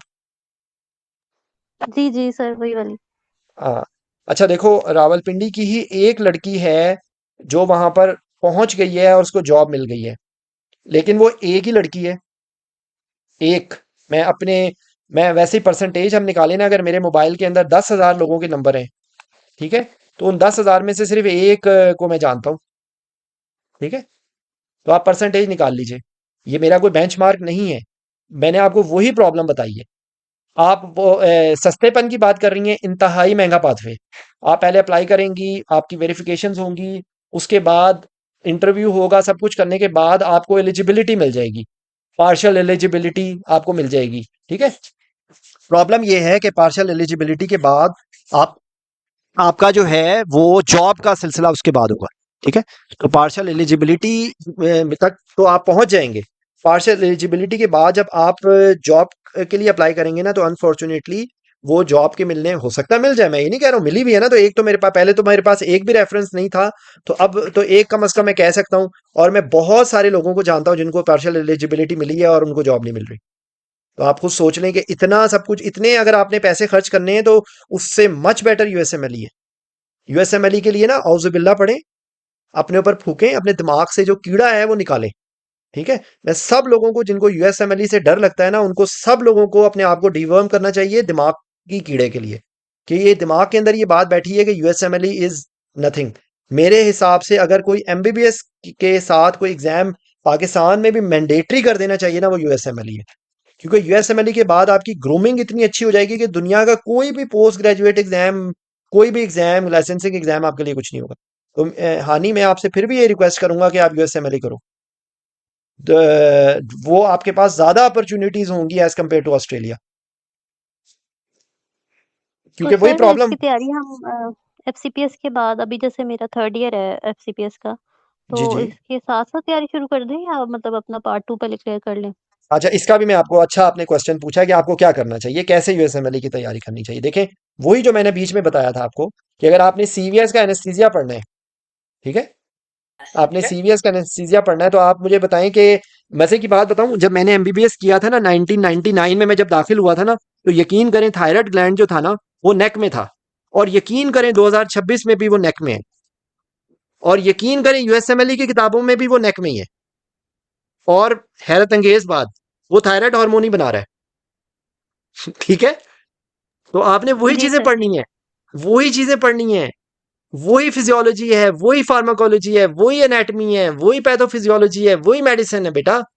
आप चाहे जिस भी सब्जेक्ट का एफसीपीएस कर रहे हैं, ये बात मेरी, कोई भी सब्जेक्ट वाला, एनेस्थीसिया के लिए तो कोई प्रॉब्लम ही नहीं है ना। एनेस्थीसिया में तो वही सारी चीजें हमें कम वक्त पढ़नी पड़ती हैं, वो चीज रह जाती है। मतलब एनेस्थीसिया में मुझे बताएं कौन सी ऐसी चीज है जिसकी नॉलेज हमारे पास नहीं हो। ठीक है, चाहे वो न्यूरोलॉजी हो, चाहे वो कार्डियोलॉजी हो, चाहे वो you name anything, and if you want to be a good anaesthetist you should know everything. ठीक है, तो बताने का मकसद ये है कि आपके लिए तो वो बहुत आसान है, आप अपनी तैयारी को उसके साथ कोरिलेट कर लें। मैं तो आपको बता रहा हूँ कि वो तरतीब आपको कोई डंडा थोड़ी मारेगा अगर आपने यूएसएमएलई की किताब से आपने फिजियोलॉजी पढ़ ली या आपने फार्माकोलॉजी पढ़ ली, बल्कि मैं आपको गारंटी देता हूँ कि आपके कॉन्सेप्ट्स इतने क्लियर होंगे कि nobody can talk to you. जो हमारे शेकी कॉन्सेप्ट्स होते हैं ना, जिसने यूएसएमएलई की तैयारी की हो उसके लिए तो ये प्रॉब्लम है ही नहीं। तो ये CVS, CNS, liver, kidney, blood, ये जितने जो 8-10 यूनिट्स की आप लिस्ट बनाएं और उनको इस तरतीब से कर लें कि physiology, pharmacology, anatomy, pathophysiology, medicine, उसको आप कोरिलेट करके करें। तो और एनेस्थीसिया मुझे बताएं क्या रह जाएगा। आप सीवीएस की एग्जांपल मैं बार बार दे रहा हूँ, आप सीवीएस को ही ले लें। आप कार्डिक एक्शन पोटेंशियल से शुरू करें और आप कार्डिक कंडक्टिंग पाथवे से शुरू करें और आप एरिथमियास पढ़ें। आप कार्डिक फिजियोलॉजी से शुरू करें और आप सीवीपी और कार्डिक साइकिल को आप कोरिलेट करते हुए आप वैल्वुलर हार्ट डिजीज और हाइपरटेंशन और ये हार्ट फेलियर पढ़ें। मुझे बताएं कौन सी चीज़ होगी आपको नहीं आती होगी। आपका एनेस्थीसिया भी सेम है, आपका कम से कम जो जैसे 7-8 यूनिट्स हैं उनको तो आप इस तरह पढ़ सकते हैं ना।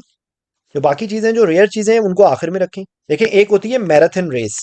ठीक है, जो मैराथन रेस होती है ना, उसकी उसकी जो मसल एक्सरसाइज और वो बहुत लंबा काम होता है। जो बंदा मैराथन के लिए अपने आप को ट्रेन कर लेता है ना, वो किसी भी वक्त स्विच कर सकता है 100 मीटर पे या 200 मीटर पे। ऑफ कोर्स उसकी अपनी ट्रिक्स एंड होगी, हर हर हर इम्तहान इज डिफरेंट। जिस तरह 200 मीटर का अलग होगा ट्रिक्स, 100 मीटर के अलग ट्रिक्स होंगे। लेकिन जिस बंदे ने अपनी मसल को एक्सरसाइज की आदत डाल दी ना मैराथन की, तो उसके लिए 100 मीटर 200 मीटर के वो उसका होगा। तो बिल्कुल यही मिसाल है। आप अपने आप को ग्रूम उस तरह करें। आप अपने आप को, एक और अच्छा बात, बहुत सारे लोग कहते हैं सर मेरे पास पैसे नहीं है। तो देखें, बात ये है कि इंसान अगर फाइनेंशियल गरीब होना तो वो तो फाइनेंशियल गुर्बत तो खत्म हो सकती है, लेकिन जो जहनी गुर्बत है ना वो कभी खत्म नहीं होती। और याद रखें कि यूएसएमएलई या कोई भी आगे बढ़ने के लिए जो सबसे जो इंपॉर्टेंट चीज़ है ना, अपने आप को कम से कम जहनी तौर पे तो आप गुर्बत से निकालें ना। ये जो मैं ते गरीब मैं ते मिस्कीन का जो हम कलमा पढ़ते रहते हैं कि मैं तो कुछ कर ही नहीं सकता, मेरे तो ये मसले हैं, मेरी तो फुफ्फो मेरे लिए डंडा पकड़ के खड़ी है, दैट्स अ रियलिटी। हम यही कर रहे हैं। आप लोग जाके मशवरा किसी से लेते हैं, वो क्या कहते हैं, मुल्ला की दौड़ मस्जिद तक, अपने आसपास के लोगों से। देखो यार, जिन्होंने खुद कुछ नहीं किया वो आपको क्या बताएंगे, आप मुझे बताइए। ठीक है, अनफॉर्चुनेटली हमारे मेजोरिटी जो लोग हैं उनका, उसको कहते हैं ना कि देखें, जिसको कहते हैं ना, eyes can not see what mind does not know. तो nothing taking away from any people, problem सिर्फ ये है बेटा कि हम लोगों को आदत है। देखो, किसी ने आपसे सवाल पूछा और आपने उसको एक एनासीजा की, तो वही मॉर्गन हॉली मॉर्गन शरीफ जो है, वो किसी ने सवाल पूछा, मॉर्गन पढ़ ले, बात खत्म, गाइडेंस खत्म हो गई। आपने उनका फरते जज्बात में आपने कहा कि सर आप कितने अच्छे हैं, आपने मेरी गाइडेंस कर दी, खत्म हो गई बात। अगर कोई आपसे यही सवाल पूछे और आप उसको कहें कि यार ये टॉपिक को इस तरीके से पढ़ना चाहिए, इसके ये एस्पेक्ट्स हैं, इसको इस तरीके से कवर करना चाहिए, और अपने आप को, अपनी विजन को ये रखोगे, एमसीक्यू सिर्फ नहीं पास करने, वाइवा भी पास करना है, वाइवा भी नहीं सिर्फ पास करना है, एक अच्छा डॉक्टर भी बनना है। जब आपको ये कोई बात करेगा तो आप, ओ हो नहीं यार ये तो बहुत मुश्किल काम है, छोड़ो पड़े क्या करना है। ठीक है, तो जब ये अप्रोच होगी बेटा तो फिर आगे कैसे बढ़ेंगे। मैं तो, देखिए, मैं तो इसी सिस्टम में हूँ। Anyway, अच्छा, अच्छी सीवी बनाने के लिए, if you are beginners, I mean 3rd year MBBS, बेटा आप सीवी अभी आपका इट्स टू अर्ली। लेकिन मैं आप मुझे व्हाट्सएप पे मैसेज कीजिएगा, मैं आपको वो जो डिस्कशन मैंने की है वो मैं आपसे शेयर कर दूंगा। सीवी के बहुत सारे पॉइंट्स हैं बेसिक, मैंने आपको भी अभी यहाँ पर मैंने यहीं की उसमें किया था कि आपका पोर्टफोलियो ऐसा, मतलब आपकी सीवी के अंदर पेन स्केच होना चाहिए आपका। अभी मैंने, आप ये रिकॉर्डिंग में शेयर करूंगा, आप सुन लेना। Any other question before we finish? Any other comments, anything you want to ask?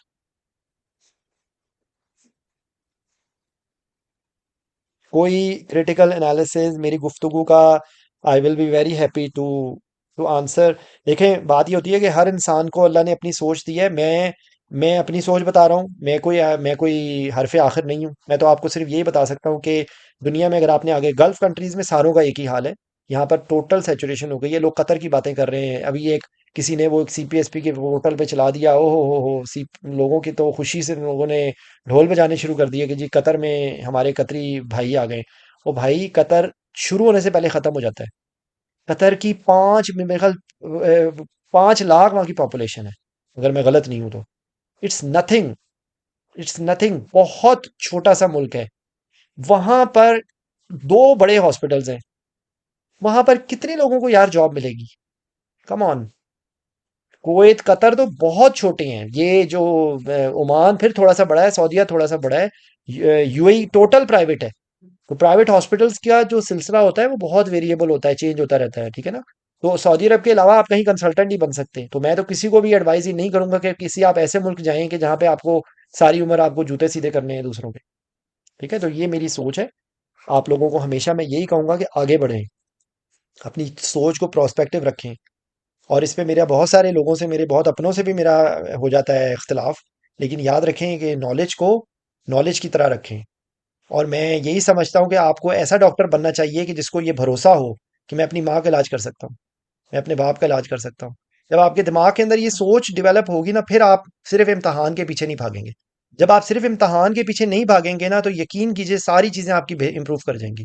फिर आपको खुद पता लग जाएगा। और please please don't follow others blindly. अपनी सोच डेवलप करें, इंटरनेट पे इंफॉर्मेशन लें, वेरीफाई करें, खुद बैठ के सोचें। हाँ, अपने हालात भी होते हैं, मैं ये नहीं कह रहा हूँ कि किसी के हालात टफ नहीं होते, हर किसी के हालात टफ होते हैं। लेकिन इस वक्त पाकिस्तान के अंदर भी आप बहुत कुछ कर सकते हैं। पाकिस्तान में भी आपके पास बहुत सारे ऑप्शंस हैं। ठीक है, लोग यहाँ पर बैठे हुए लाहौर में, वो चाहते हैं कि लाहौर में हमारे जो है ना वो हमारे बेडरूम के करीब हमें ट्रेनिंग मिल जाए। तो ऐसे नहीं होगा। अगर आपको नहीं कहीं मिल रही है, एक्सप्लोर करें यार। पाकिस्तान खत्म हो गया। लोग ये सीआईपी पीआईपी की बातें कर रहे होते हैं। मैं कहता हूँ कि आप प्राइवेट हाउस इंस्टीट्यूट्स ढूंढें, आप प्राइवेट इंस्टीट्यूट्स में काम करें, कोई मसला नहीं है। आपको दूसरे मुल्क धक्के खाने हैं जाके, अपने मुल्क में ट्रेनिंग नहीं कर रहे आप। Does it make sense? जरा आप खुद दिमाग, जरा ठंडे दिमाग से बैठ के सोचें। सऊदी अरब आके आपने करोड़पति बनना है, घटिया से किसी मेडिकल सेंटर में काम करना है, उससे पहले जलीलो ख्वार होना है और सारी अपनी अपनी अप्रोच ही बदल देनी है, उसके लिए आप लोग राजी हैं। लेकिन अपने मुल्क में अगर आपको थोड़े से कम पैसों में किसी तरह गुजारा करना पड़ जाता है यार, मुझे पता है, आप यकीन करें, अल्लाह अल्लाह करे कि हमारे मुल्क के हालात बेहतर हो जाएं। अल्लाह करे कि आप लोगों के फाइनेंशियल जो जो स्ट्रगल कर रहे हैं। लेकिन याद रखें, डॉक्टर्स फिर भी इतने गए गुजरे नहीं होते। अगर आप थोड़ा सा अपनी चीज़ों को प्लान करें तो आप कर लेंगे। आप ये सोचेंगे यार 3-4 साल आप अपने अम्मी अब्बू के आगे हाथ जोड़ दें कि भाई हमसे पैसे ना मांगो, बल्कि हमें ही थोड़ी सी वजीफा लगा दो और अपने आप को एलिवेट करें। ठीक है, पाकिस्तान के अंदर रहते हुए एफसीपीएस पार्ट 1 ट्रेनिंग मैंडेटरी है। इवन आप यूएसएमएलई कर रहे हैं, आप लैब कर रहे हैं, आप US what ever you are doing, FCPS की ट्रेनिंग करें। नहीं एफसीपीएस की ट्रेनिंग गवर्नमेंट में मिल रही, प्राइवेट में कर ले, कहीं ना कहीं तो मिलेगी ना यार। ये नहीं मुमकिन है कि आप मुझे डोंट टेल मी कि कहीं भी नहीं मिलेगी। ऐसा नहीं हो सकता। कहीं ना कहीं आपको ट्रेनिंग मिल जाएगी। ठीक है, अनलेस अगर सारे ही बंदे मेरी बात सुन के अपनी अप्रोच बदल लें और हजारों लोग पास कर लें, वो एक अलग कहानी है। लेकिन हमेशा इस दुनिया के अंदर लूजर्स भी होते हैं और विनर्स भी होते हैं। आप खुद चूज कर लें कि आपने किसके साथ होना है। और कोई भी बंदा मेहनत करे, मेरे जैसा नकारा बंदा जो कि जिसको मेरे दोस्त मजाक उड़ाते थे कि ये कभी एग्जाम पास नहीं कर सकता, मेरे ऐसा मैं नोटोरियस, मैंने धमाके किए हुए हैं अपनी ट्रेनिंग में कि अब मुझे अफसोस होता है। लेकिन किसी ने गाइड ही नहीं किया, किसी ने पता ही नहीं है भाई। 3 साल प्राइवेट प्रैक्टिस करने के बाद मुझे पता लगा कि यार एनेस्थीसिया के तो बंदा प्राइवेट प्रैक्टिस कर ही नहीं सकता। Oh my God. उस वक्त मुझे ये बात पता चली और मैं बैठ के सोच रहा था, मैंने क्यों सोचा कि यार ये तो सारे लोग ही कर रहे हैं। और किसी अल्लाह के अरे तो बंदे ने मुझे ये जी क्यों जी नहीं जी कर सकते प्राइवेट प्रैक्टिस? जी सॉरी टू जनाब, इंटरप्ट। बिल्कुल। आप पूछे मुझसे। एक एमबीबीएस डॉक्टर सिजेरियन सेक्शन कर सकता है, एनेस्थीसिया नहीं दे सकता। एक एमबीबीएस डॉक्टर ईएनटी की प्रैक्टिस कर सकता है, माइनर स्टिचेस लगा सकता है, अपनी जीपी शिप कर सकता है। वो anaesthesia is a speciality work, independent वो एनेस्थीसिया नहीं दे सकता। तो यहाँ पर जितने लोग कर रहे हैं, अब जब से ये हेल्थ केयर कमीशन आया है, तो ये जितने हमारे बेचारे जो सीनियर 50-50 साल 60-60 साल के जो प्राइवेट प्रैक्टिशनर थे, उनको उनको अपने साथ कमीशन एजेंट लग बनाना पड़ा है, किसी डिग्री होल्डर को, डीए वाले को या एफसीपीएस वाले को या एमसीपीएस वालों को। अब वो उनका नाम लिखते हैं, उनके नाम लिख के वो प्राइवेट प्रैक्टिस करते हैं। चल रहा है, अभी भी काम वैसे ही चल रहा है। लेकिन एक एमबीबीएस डॉक्टर एनेस्थीसिया का कंडक्ट नहीं कर सकता।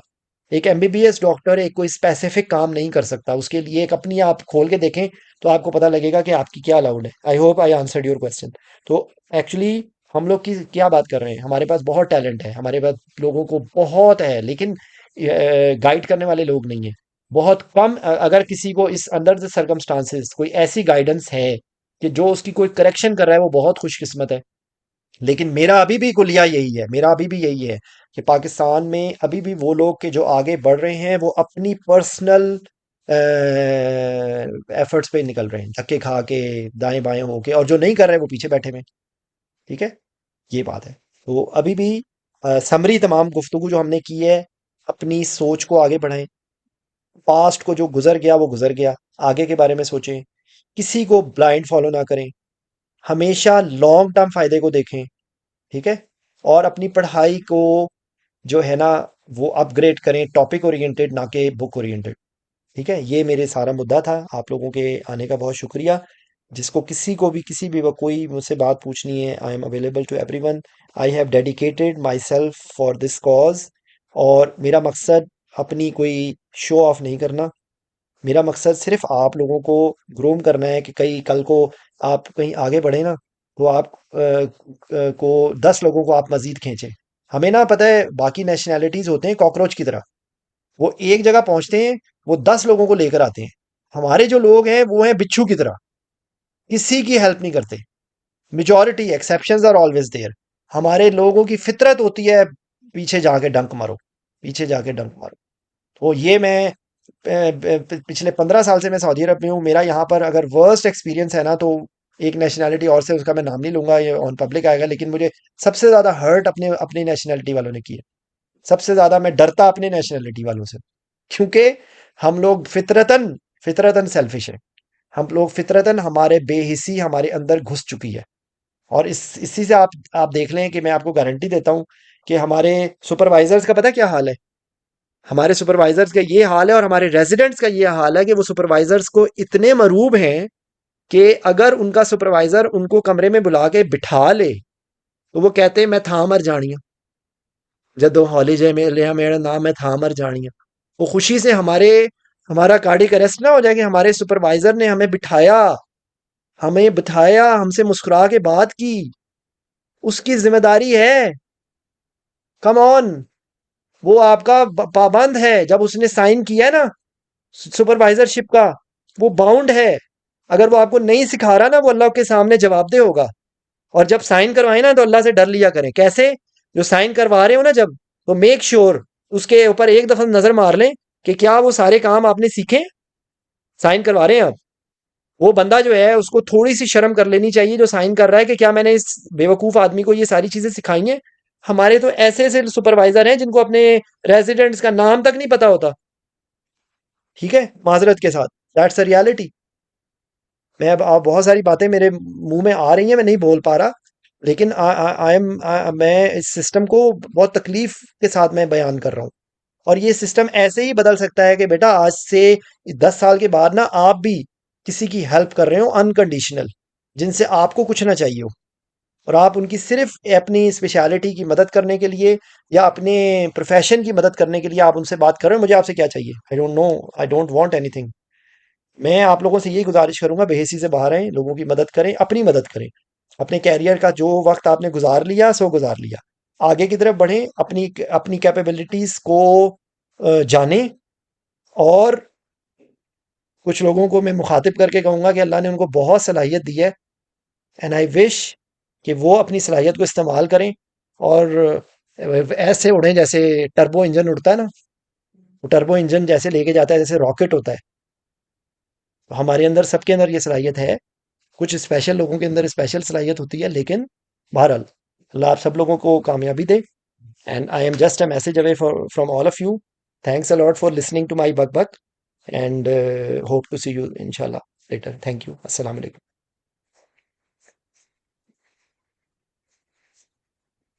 ये करेंगे कि मैं बेटा आप, if you can just drop a message, I will explain to you further. You must have my number. मैं नंबर एक दफ़ा दोबारा से लिख देता हूँ। आप मुझे मैसेज कर दें, मैं आपको कर दूंगा, क्योंकि अब नमाज का टाइम होने वाला है, I have to sign off. ठीक है, ओहो नहीं नहीं नहीं, ये नंबर में एक मिसिंग है, 00966508775643। ठीक है, ये आप नंबर नोट कर लें and then I will stop.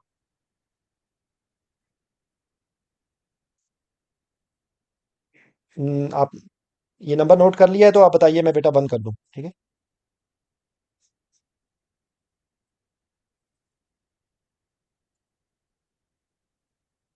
Done. Yes, sir. Okay, thank you very much, and please